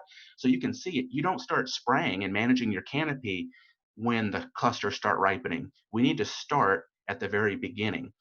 I will tell you this, the most important time to get out in the vineyard and manage disease and your canopy, or through canopy management and spraying a organic or conventional pesticide, is going to be right before bloom and after fruit set. So right around May and June, maybe even late April. If you don't go to Tahiti on your vacation, that is the time to be in the vineyard, whether big or small, managing disease. If you can do it then, you're going to have a much less likelihood of losing your crop later on in the summer when it's much more difficult to control disease, namely because a lot of our pesticides have long pre-harvest intervals, okay, and you have big canopies. So disease management is pretty much a year-round thing, okay? So the first disease, I'm just going to blow through these. I want you to start seeing the pattern. This is anthracnose. Again, Blanc du Bois, a lot of white varieties are susceptible, even red varieties. It's found everywhere except that arid, dry west and high plains part of Texas. But the conditions for infection, anthracnose needs 12 hours of leaf or fruit wetness with a temperature range of 36 to 90. So the environment's pretty favorable. You get a rain, you get a heavy dew, and it lasts for 12 hours. Anthracnose will start infecting, and it can create these gray lesions or pitting on the shoots and what we call bird's eye dots on the fruit. Okay, there are a number of controls, organic and commercial, for anthracnose. Well, I'm not going to talk about those. They're in our pest management disease guide. I'll talk about that later. Phomopsis, this is a problem statewide, even in the high plains and California and everywhere. It's another fungal infection that needs rainy weather during the early season to infect. And we see black pepper grain dots scattered throughout the leaves, and we see it on the fruit too. It can raisin up our fruit and rot it. Okay, black rot, Justin said, this is the bane of growers across the state. Not as prevalent in the high plains, but there could be a flare up. But in central Texas, this is what you're going to be battling every year. Okay, the reason why it is such a problem and hard to control is because it is very prolific and precocious. So it needs temperatures above 50 degrees, which we get. And it needs leaf wetness, but leaf wetness for only 6 hours. Most of these need 12 hours. What that means is you decide to go, you say, I need to spray mancozeb, which is a common preventative fungicide. I'm too tired. It's supposed to rain. I'm just going to wait till the morning. Well, that morning, if you get more than 5 hours of sleep, those spores that are on your fruit or on your leaves are already infecting, and that mancozeb's not going to do jack diddly for that. You'd have to use another chemistry, and that gets complicated. So black rot is a major problem. It can raisin our fruit. Remember I said if you try to produce raisins in Texas, usually for most of it, it's not intentional. Black rot is one of the top fungus that will raisin your fruit. Okay, powdery mildew.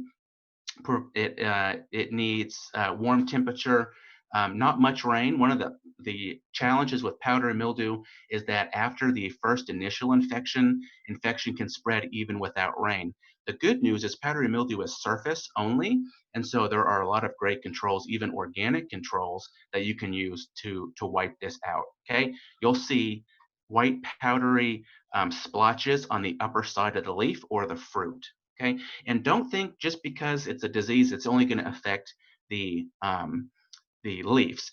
A lot of these will infect your fruit, and even if it doesn't look like it's raisining or rotting your fruit, there was a study that showed that even a 5 to 10%, I believe, infection of powdery mildew on your fruit, which you really can't even see, when wine's made out of that, people can pick up off flavors from that wine. So we want to make sure our fruit's clean.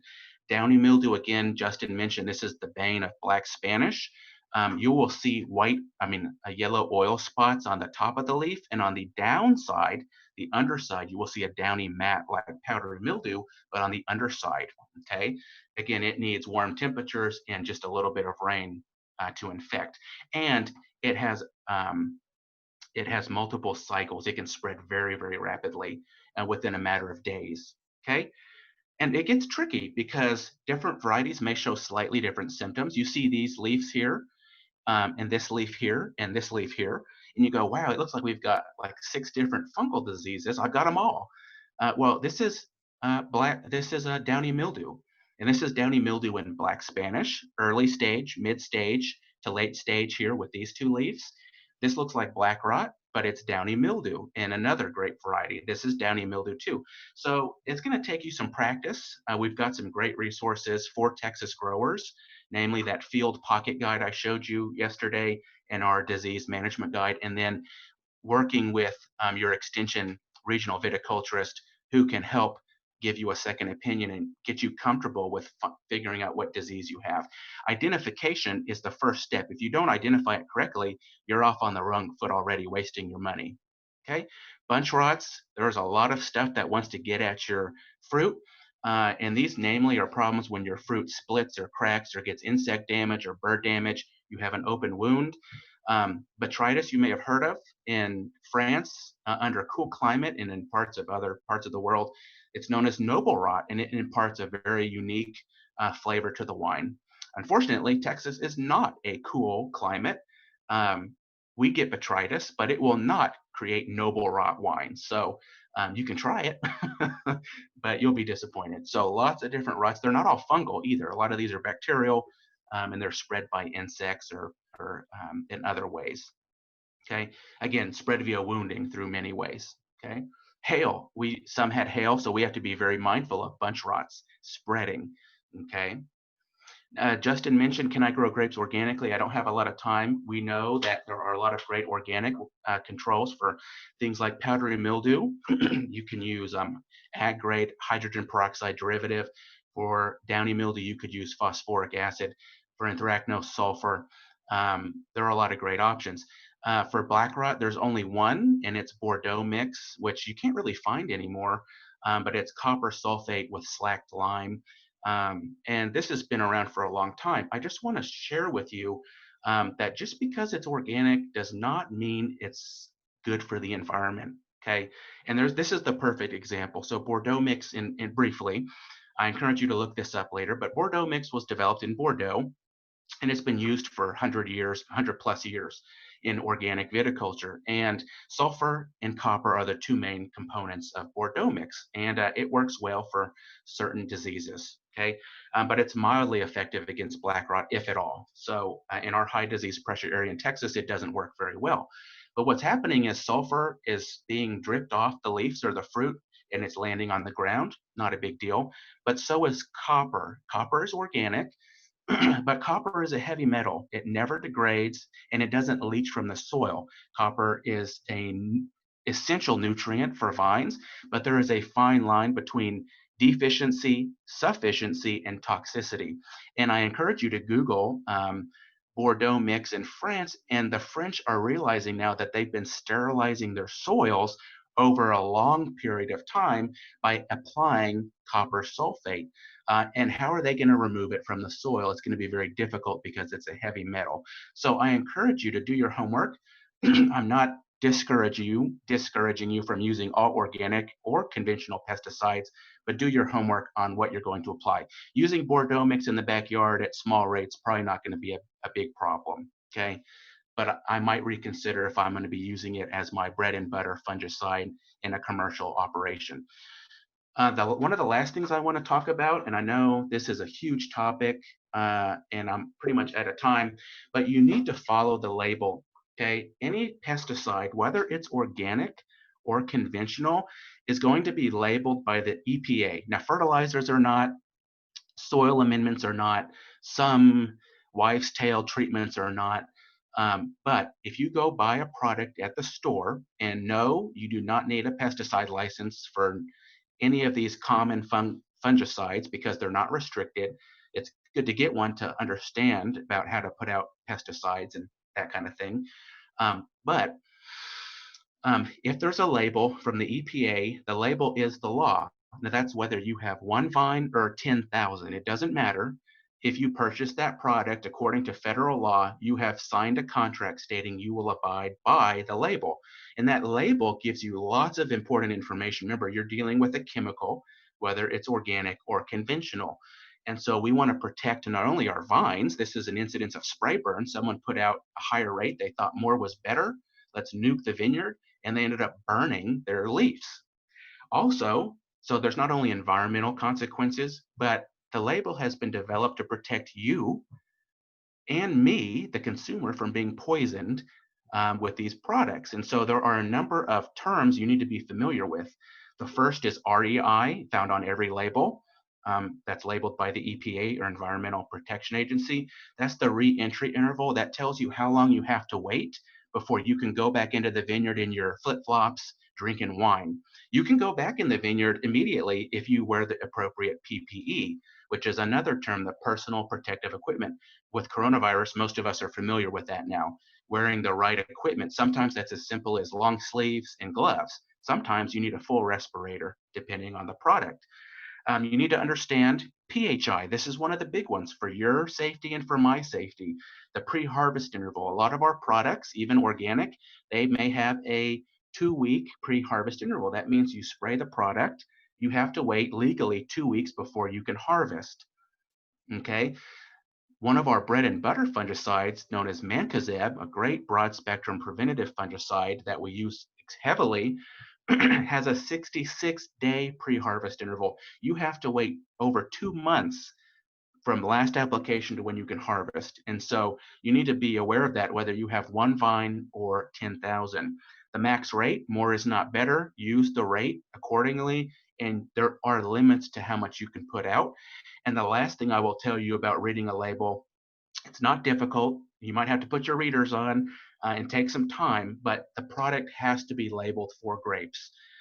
A question I get a lot of times is, how do I prevent wasps in the canopy? How do I stop ants in the vineyard? Well, there are not many products that are labeled for vineyard. So legally, if you're going to spray those on your vines or on the vineyard floor, it is against the law. It has to be labeled for grapes, even if it's the same active ingredient. If it's not labeled for grapes, you legally cannot use it, whether you're small or big. So pay attention to that for not only the safety of your vines, but also for you when you're eating that fruit or drinking that wine.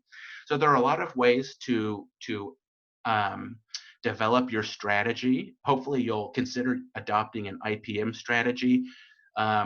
Dr. Shiner put this effective in your spray kind of cheat sheet. And so you can take a look at that. Another thing we have to talk about is if you're going to spray, and many growers in Central Texas under normal years will spray maybe 6-7 times with a fungicide, but under intense years, you may be spraying 12, 14, 15 times. And so your spray schedule has to be dynamic. It has to be adjustable.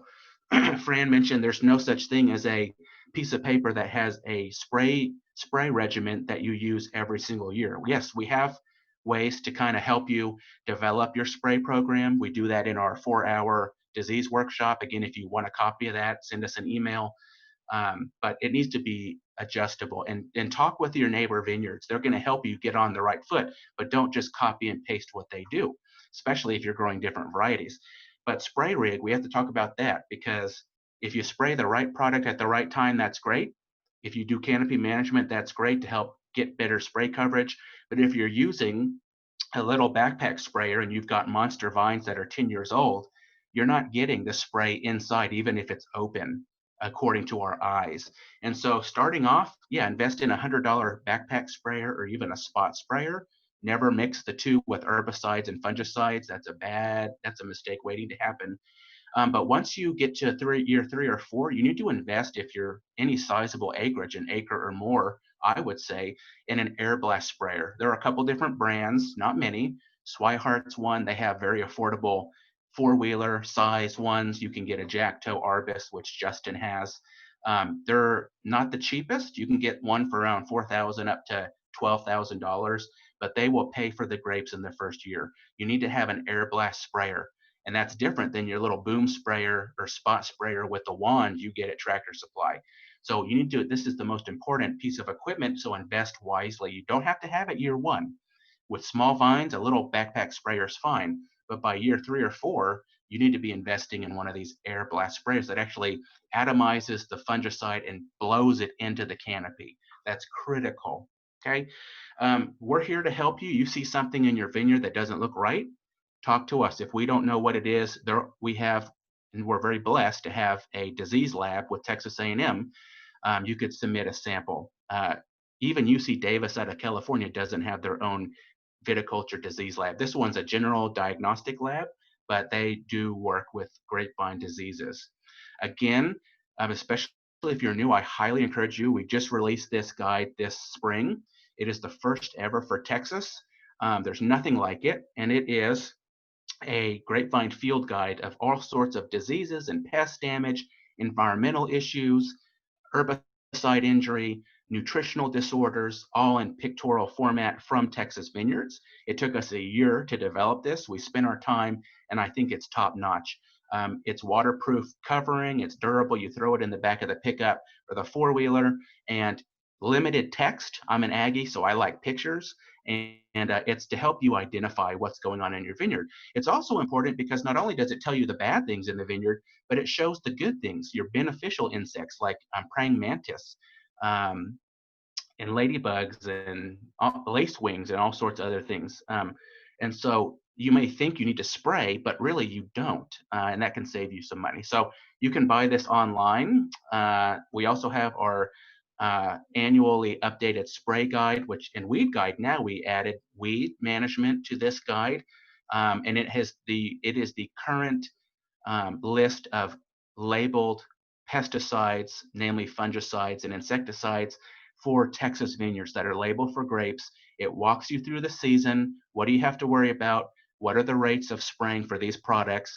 It talks about resistance numbers and pre-harvest intervals and re-entry intervals, and what these control. So if you're not familiar, this is a great guide. You open up at 2 in the morning when you're nervous about disease in the vineyard, and it'll put you to sleep, but it's a great synthesis that you can't find anywhere else. So I encourage you to get that on the same website once you get to that point.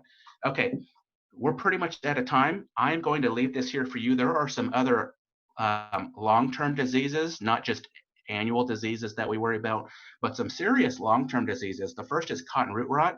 If you're on an alkaline soil, you have to worry about this disease. There used to be no cure. We now have a maintenance fungicide called TopGuard Terra you can apply. If you're concerned about that, if you're on an alkaline soil, especially blackland, clay, get in touch with us. We can talk to you about your risk for cotton root rot. Trunk diseases, there are many of them. Eutypus 1 of the many. It is a long-term disease that usually we start seeing year 7 to 10. There is a new fungicide labeled that we should apply during pruning, and also sanitizing our pruning shears when we prune with a Lysol product or 25% bleach solution. And that's going to help minimize the spread of this fungal disease that can destroy your vines, especially your cordons.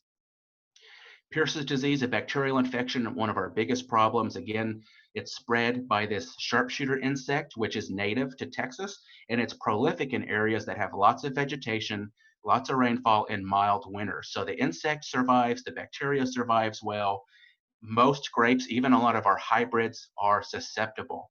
And so this one you want to pay attention to. Again, we've got a great management guide that Shane will give you for free about this. There are a couple things we can do, namely keeping our vineyard clean and keeping that pest out of the vineyard. Crown gall is another problem. I just want to say this. There are 2 ways crown gall, which is this tumor-like growth on the trunk or crown of the vine. It's found in many vines, and weed eating, nicking the vine, hitting the vine with the tractor on the trunk, or winter injury is what initiates this disease. So I encourage you, never weed eat your vineyard, because you will nick those trunks. Even with grow tubes, unless they're like PVC pipe, that's going to nick those vines. So crown gall is the problem there. You can look at this later. Virus, see, we've got a lot of stuff. We got everything under the sun. Virus is something that's been around for a long time, but it is new to us. And A&M is doing a lot of research with that, with our disease lab. These were the original counties. McLennan County is on there where virus was found, namely leaf roll and red blotch, the two most common viruses. Guess what? As of 2020, there is a brand new virus that we discovered called virus M. And it was found by Dr. Femi Alabi and Fran Pontash in the Gulf Coast, and it is found in Blanc du Bois. Now, what does that all mean with virus? Do we have to worry about it? I think long-term, yes. We can see a reduction in fruit quality and sustainability of the vineyard. The big thing is going to be buying certified disease-free vines. There are no cure for virus at this point. So there's active research going on with extension in that. Okay. That was a lot of information. Again, if you're interested in learning more about disease, feel free to send us an email about that webinar we did. Once we can start meeting in face-to-face, we offer these workshops in person throughout the year. And I hope that was beneficial to you, the grower. And again, we're here to help. So you can find a lot of information on our website, winegrapes.tamu.edu. We've got a lot of information on diseases there. In our Facebook page. So with that, I'm a little bit over. Not really a surprise there, unfortunately. But are there any questions? I know, Shane, we need to get on to the next topic. Thank you all for your attention. Yeah, if we have questions, can we put those in the chat? And that way Patricia can talk to kind of manage this time. Michael, thank you for the information. A lot of good info. And I'll also remind everyone to refer to those handouts and presentations that we share. Miss Patricia Ferguson is our next speaker. And always get questions when we have our Vines and Wines meetings about just risk, liability. And everybody kind of thinks they understand it, but they don't know the details and what all is included, especially in the risk until you have an incident. And glad to have Miss Patricia on board to talk about that. She is from the Patricia Ferguson and Associates LLC out of Bosque County, and glad to have her on the program today. You can share your screen if you need to. I don't know if you're going to share or if you're going to talk, but floor is yours, ma'am. Okay, thank you. I'm going to start off by talking. Thank you all so much for asking me to join you today. I welcome the opportunity. As Shane said, laws, risk, and liability is what we're going to talk about. And I think it's important when we talk about these things to realize that it's about processes, realizing your risk, and managing them before things happen. It also is helpful to know a little bit about the state of the law and what tools the law gives you in order to minimize these risks. So bear with me, and I'm going to try to share my screen here. So 1 second.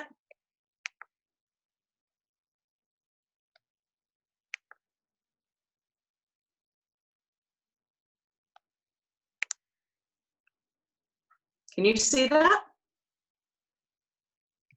No, ma'am. Oh. Let me go here.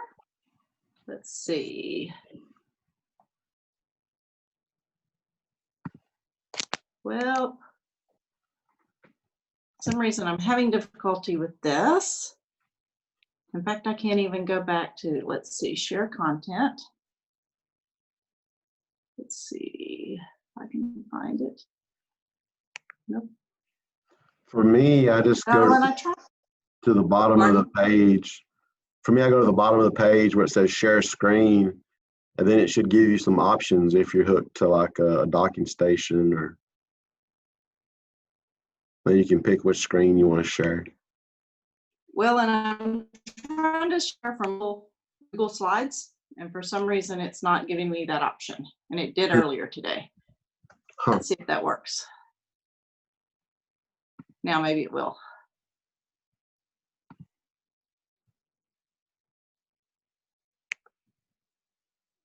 Well, I apologize. So we'll just keep talking meanwhile.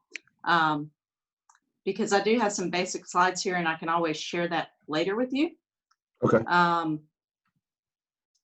Because it's fairly straightforward. But first thing to know is that in 2015, our Texas legislature passed the Texas Agritourism Act, and most of you may be familiar with it. It is a attempt by our legislature and a policy to try to promote our agribusinesses in Texas. And so by passing this law, they gave us a tool, especially as wineries and vineyards, to minimize that risk, or at least to make it very clear as to the areas that you may or may not be liable for. So Chapter 75A of the Texas Civil and Practice Remedies Code offered limited liability for agritourism activities if certain requirements are met. According to the statute, an agritourism entity is not liable to any person for agritourism participant injury and damages arising out of agritourism participant injury if certain requirements are met. And so, in other words, there's two different ways that we can limit liability through the Agritourism Entity Act. The first thing that we have to address is, what are agritourism? And they define that as being, one, is it involved in agricultural land, which agricultural land, of course, vineyards qualified, being the use and production of plants and fruits grown for human or animal consumption, or plants grown in the production of fibers, floricultures, horticulture, and planting a seed. So I think our vineyards and wineries very clearly are agricultural use, and it's certainly agritourism. If you're touring a vineyard, touring a winery, I think that clearly comes into it. There may be some questions that have not been addressed by the law and not by our court system. Wedding venues. If you are using your vineyard as a wedding venue and someone is injured in the area of attending a wedding or such, at least it may be arguable that this act doesn't apply. I don't think that means you don't want to get protection under it. I just think that it means something you need to be aware of. I also can flip the other side and argue that, in fact, yes, a wedding venue is agritourism, because if it weren't for the vines and it wasn't for the winery, it wouldn't be a venue in of itself, that's the main draw. But just be aware that that has not been addressed. I think it's also the intent of the legislature that those type things be covered, even though it's not mentioned in the specific law. So let's talk about the two ways that you limit your exposure under the Agritourism Act. First is by posting a sign. It has to be clearly posted. And I say sign, probably needs to be signs. If I was going to be really preventative, you want it clearly posted. It needs to be in an area that's prior to the person's participation in the activity, whether they're touring your vineyard or whether they are tasting wines, attending your wine room. So you want to make it in a clear area as you enter the premises. And the sign reads, and this I will share, Shane, with you later, this slideshow, just because it does include that. A sign that says, under Texas law, Chapter 75A, Civil Practice and Remedies Code, an agritourism entity is not liable for any injury to or death of an agritourism participant resulting from an agritourism activity. That warning sounds wonderful. There are limits to it, though. So that's number one, is post your signs. The second one is a waiver. And I'm hoping that most people have some type of waiver anyway. And I'm hoping that that already includes a very specific one under this Agritourism Act, since we're 5 years into this act now, that a person signs a separate statement saying, I understand and acknowledge an agritourism entity is not liable for any injury or death to an agritourism participant resulting from agritourism activities. It also goes on to say, I understand that I have accepted all risks of injury, death, property damage, and other loss that may result from agritourism activities. Now, there's a couple of things to know about this waiver. If you have a more general waiver, it certainly can be included with that. However, it can't be included with other documents. Say you have a sheet that just has them say, sign up for our newsletters, sign up for our wine club. It has to be separate from that and be clearly stated that's a waiver. So what I would recommend is that you do incorporate incorporate that into your general waiver form, it needs to at least be in 10-point typeface or font. And so I recommend as well that it be boldface. Just makes it easier down the road. It's great preventative, not try to hide it, but you make it clear. As you can see, the wording is pretty basic. It's not intended to scare anyone away. It's not one of those things that says you may lose your limb or anything like that. But it is very good tool. So why not use both of these is really what we suggest, is post your signs and also have them sign the waiver upon the entry. Oftentimes, if they're paying a fee or just having to sign up there, you would have that there as available. Now, issue to know about this is if there are minors coming onto the premises, say with their parent must sign the waiver for them. And that is sometimes where our law gets a little unclear. One, what if they're not with a parent? Then you may not have that waiver.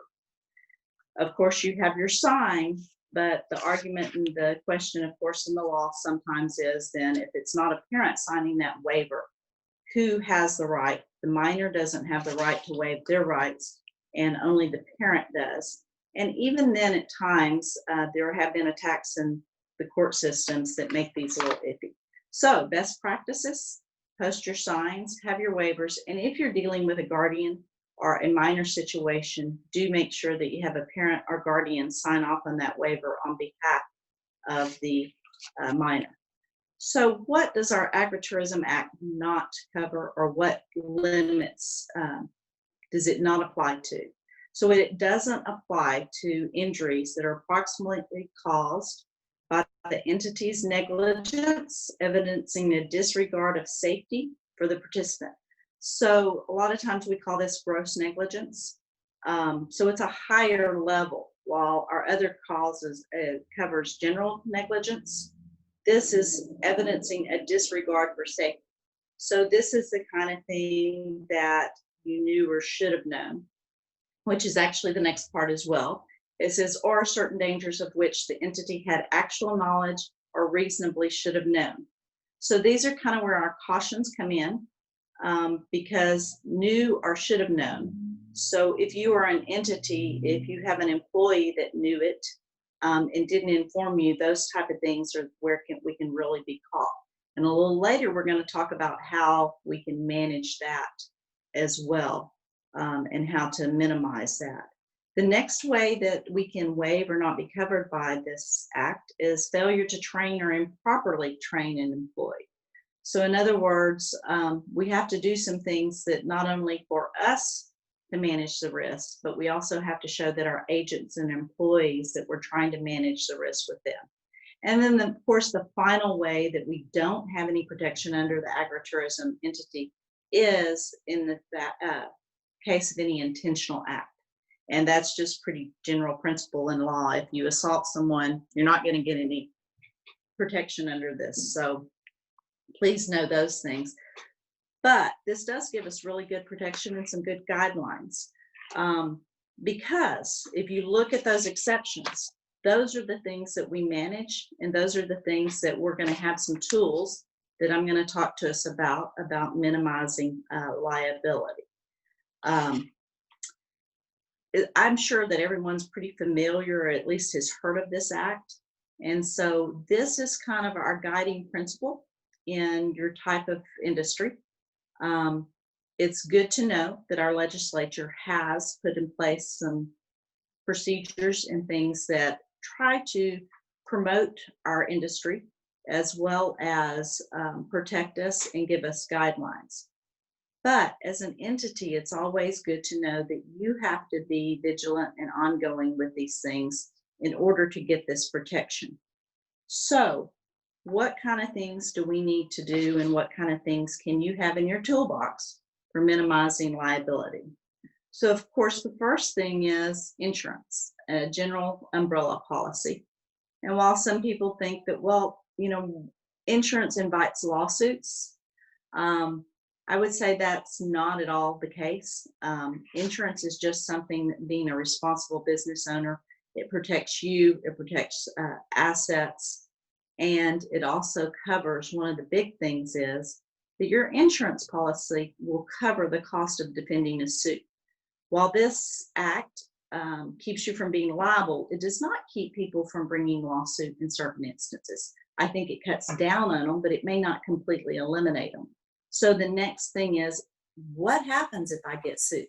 So the first thing is you call your insurance person, because one of the main purposes or advantages of having insurance is they have a duty to defend and will provide you legal counsel and provide the cost of that, because the cost of litigation is something that can be overwhelming for businesses at times. Unfortunately, now it easily goes into tens of thousands of dollars if you have a protracted legal battle. So that insurance will cover that. They do have a duty to defend even. So it's not just about the fact that, oh, well, you have a policy, but they're there for your interests. They have people that's all they do, that are specialists. So certainly first thing you do is call your insurance carrier the first time you get any notice of even a demand letter. So what's the next thing on insurance to know? I would say the other thing for insurance is you need to talk to your agent probably on an annual basis. I would sit down and review that. What are the named insured parties correct on your insurance policy? What are your policy limits? Usually one of the most confusing things about policies is they have different limits based on per occurrence, per person, or even types of coverage. So be sure you look at that and talk to your agent about that. Just in this time of COVID, I will take a little aside here. Also, those insurance policies, this is a good time to review. Do you have business interruption, force majeure? What are those type coverages? Because in this time of COVID-19, we've seen business interruptions. Look at that to see, is it covered? The main thing to know that is because an insurance policy is a contract, it's all about how it's spelled out in that contract. So you have to look at your policy definitions. And I will tell you, even as someone who reads things all the time, those policies I know are snoozers. They're 25 pages long and filled full of a bunch of definitions. But this is a good time to take a look at that. With it all being fresh on our minds as far as what kind has COVID caused as far as business interruption, does that cover? Is it defined? Under your liabilities, even look at what is covered there. I can pretty well guarantee you that nobody's insurance policy covers intentional acts. So just know that that's a standard thing. But once again, look at what exactly it covers and try to think of scenarios. To me, that's the only way to make sense of insurance policies, is to sit down and think, what kind of situations might I get into, or what have I seen in the past? And does this policy cover it? That's really the key to understanding your insurance policy. And I'm telling you, I understand it's not the thing any of us like to do, but it's certainly something to be vigilant about as a business owner, is to do that. So look at your insurance policy, talk to your agent about it, make sure your coverage limits are adequate. Usually you can purchase those at a higher policy limit for a reduced rate. So you have to look at your cost benefit. What is at risk? What are your assets in the entity that you hold, or if that owns the vineyard? That type of thing. So, no, that's not what everybody wants to hear about the insurance, but it's an important part of managing our risks. That's what insurance policies really are for. It shouldn't be just your fallback, but it should be the tool you use that what if something does happen. Because unfortunately, even with the most responsible business owner, things can happen, especially the more people, which we want people to come and visit. We want to have that growth and economic viability. But with that does come the risk. The more people you have, the more risks are that something's going to happen. So what is the next important tool for minimizing our liability and our risk? And that is training of our employees. And what I recommend on that is actually use several steps in that. First thing to know is you need to have a schedule and a checklist. When do you train your employees? Do you train them upon hiring? Do you do it then on annually or semi-annual basis? But do you keep records of that? Because it's one thing, if you do have something happen, it's one thing to say, yes, I train everyone. It's completely different to pull out a checklist saying, this is what I train everyone on. Here are the issues that we cover, and here's when we did it. So it's a very simple thing to do is maybe to have a little one sheet thing that when you hire someone, you put into their HR file so that you know when you train them.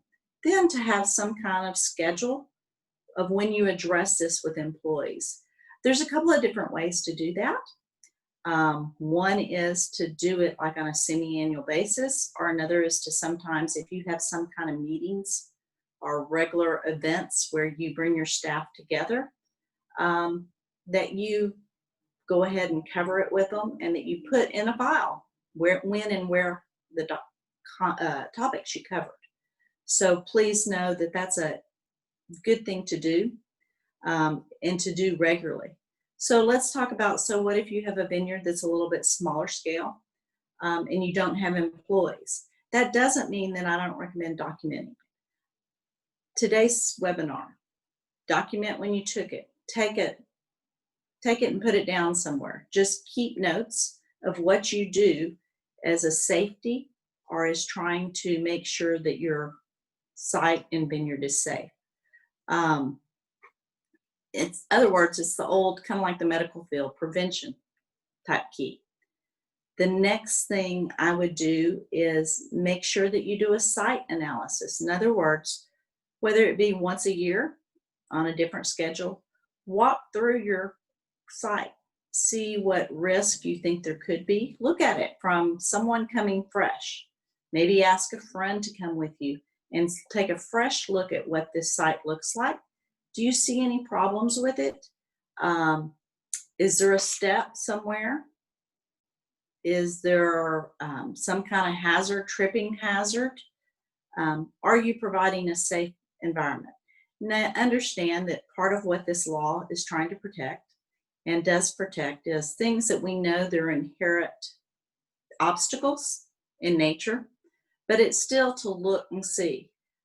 The other thing to do is keep a log of any incidents. If you've had someone slip and fall at a location, then you need to look at it and see, because while you may have protection from that time, if it happens again, then sometimes that can be where we get caught. So we need to look at, does it need to be reworked, or is it just something that really can't afford? What is the risk of injury? I mean, is it something very minor, or is it a gaping hole somewhere that someone could fall into? Because certainly those kind of things all depend on what your risk is and how you want to do it. But being a business owner, unfortunately, in my profession, it's about writing down, keeping notes, because certainly if you ever had an incident, if you can pull out and show what you've done as a responsible person, then this act is supposed to help you and will help you. And even without this act, when we go to general negligence, that's what we look at, what's reasonable, what you knew or should have known. Now, I'd like to talk a little bit, well, let's first talk about also another way you can manage those risks. If it's steps or such, just painting the edge yellow, showing or warning guests of known dangers, whether it be signs, whether it be through your employees, whether it be through barriers. So those type of things is what you're going to want to look at. All very boring kind of stuff on one hand, but certainly if you're going to invest all this money in vineyards and wineries, you certainly want to protect that investment. The final thing I really toolbox for minimizing liability.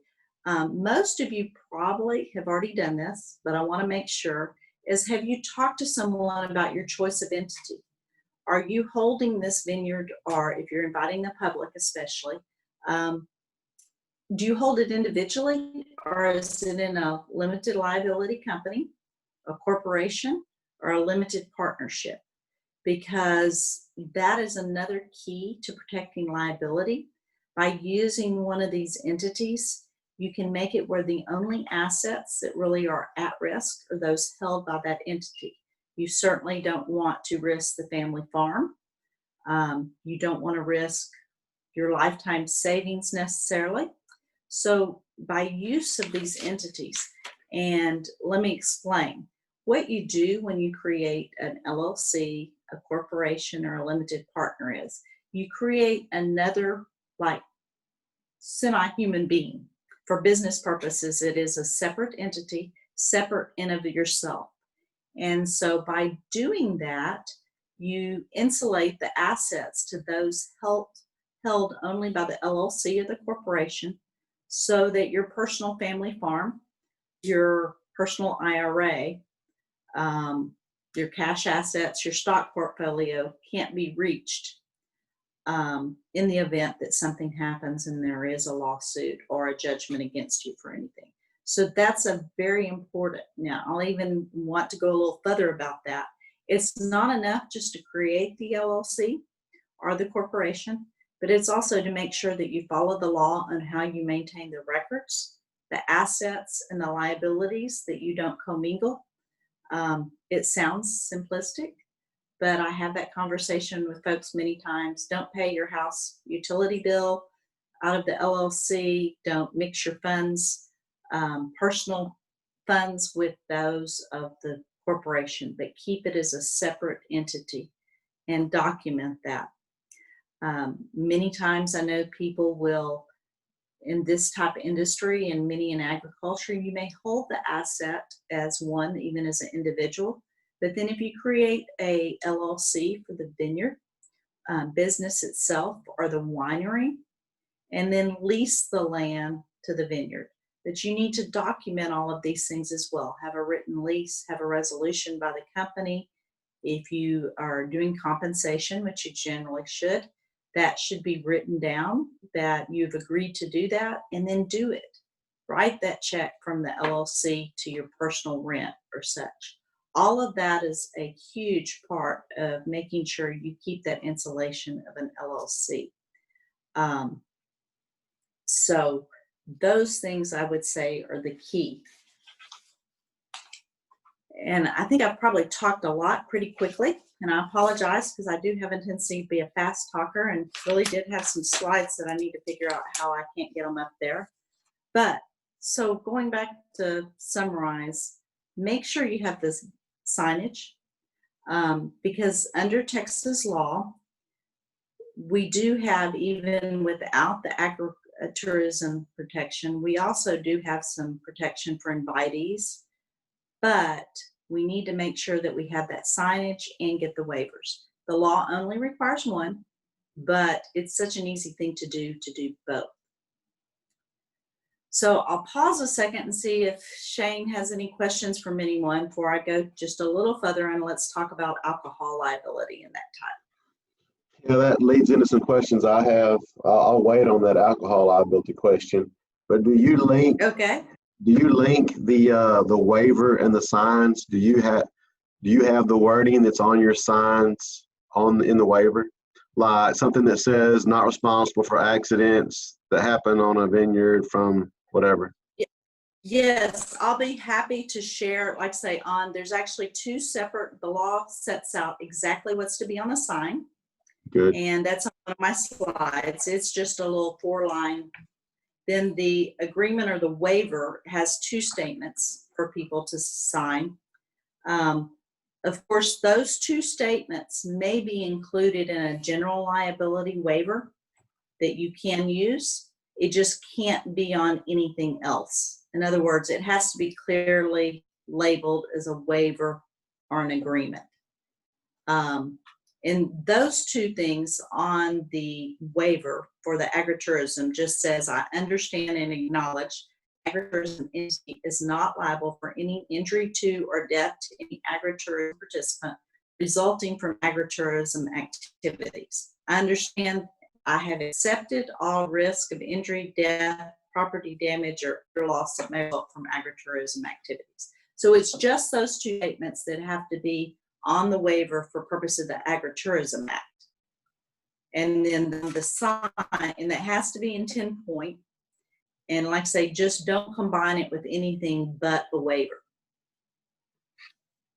In other words, don't bury it in your promotional or asking them to sign up for your wine club or asking them to make it very clear it's a waiver. And then the signs, there's really very little guidance as far as it doesn't tell you how large the signs would be. But I would say, once again, you don't want to bury them. You want to make them where they're clearly maybe on your signs as you enter, that type of thing. Did that answer your question, Shane? Yes, ma'am. My second part of that is, you talked about training employees. What about training volunteers? I think you're required to do that as well. It doesn't matter whether they're paid or not. If they're your agent under the law, they're going to be the same. Okay. Is there any questions from our audience? I apologize for just taking over that. Curtis, you have any questions?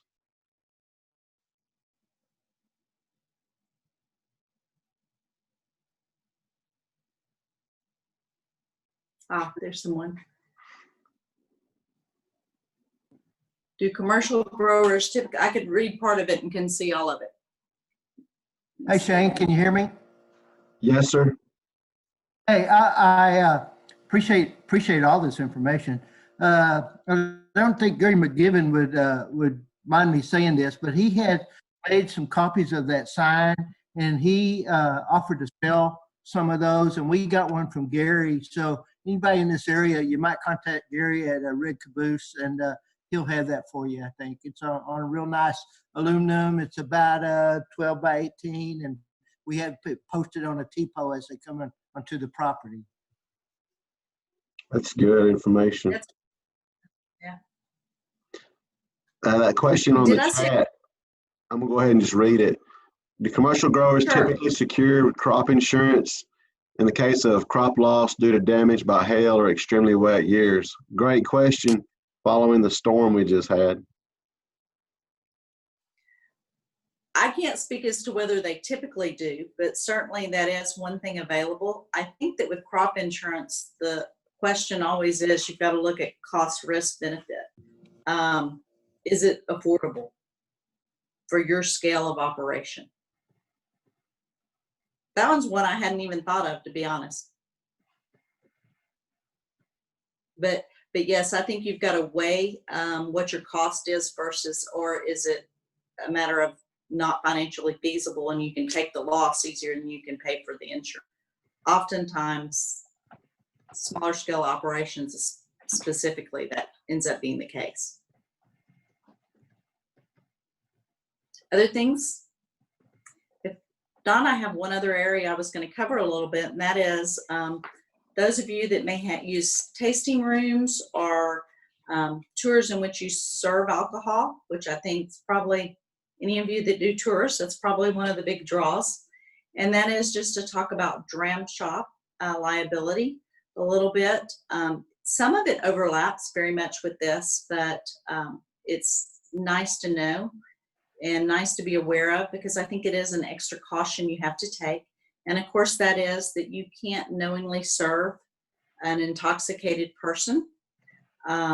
And so I think in managing that risk as well, because it is inherent in this business, is once again goes back to the training.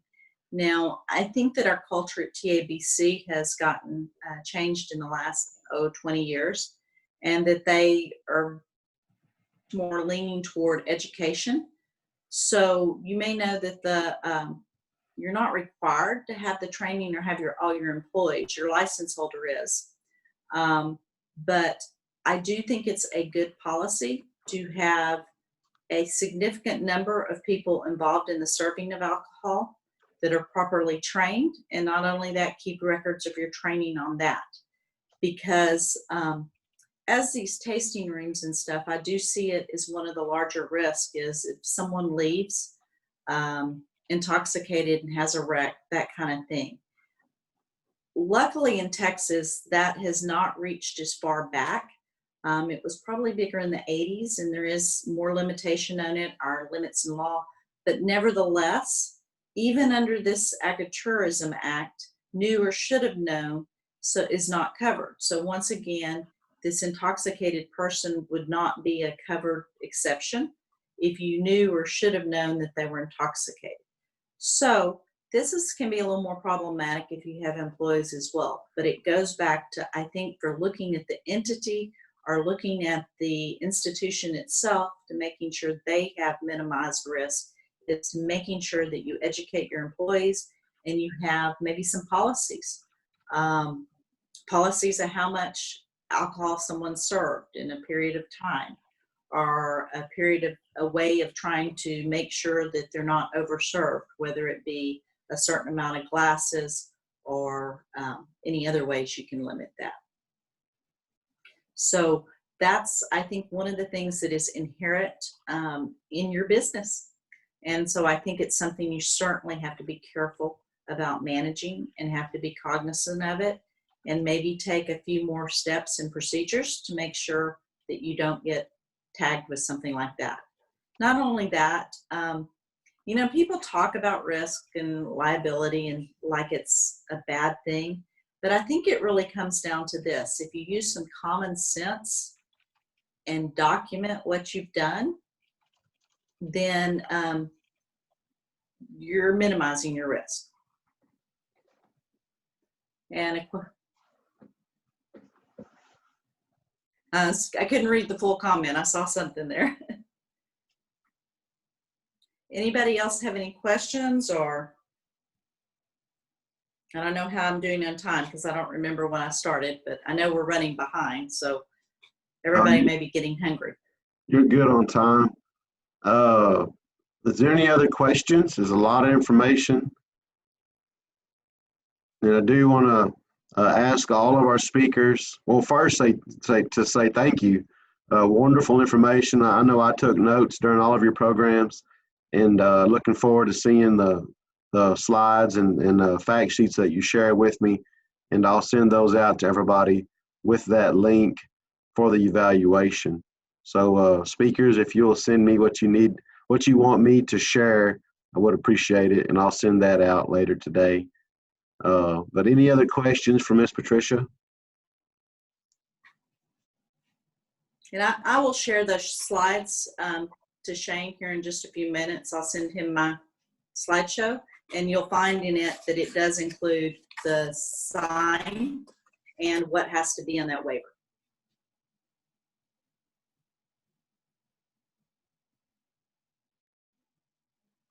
Okay. Well, if we don't have any questions, Ms. Patricia, I do appreciate you. Robert Ferguson, who's an agent at Coryell County, shared your contact information, and appreciate Robert for putting us in touch with you and for speaking and just sharing your expertise today. Thank you. I appreciate the opportunity. Y'all have a good day. Also had Justin and Michael on here today, and finishing up from yesterday. I didn't mention Fran Pontash. She's been also very critical on Central Texas Vines and Wines, sharing her contact information, her resources, and just time. Appreciate all of our speakers, everyone involved. To all of you, I hope you have a good day. Stay safe out there. Stay strong.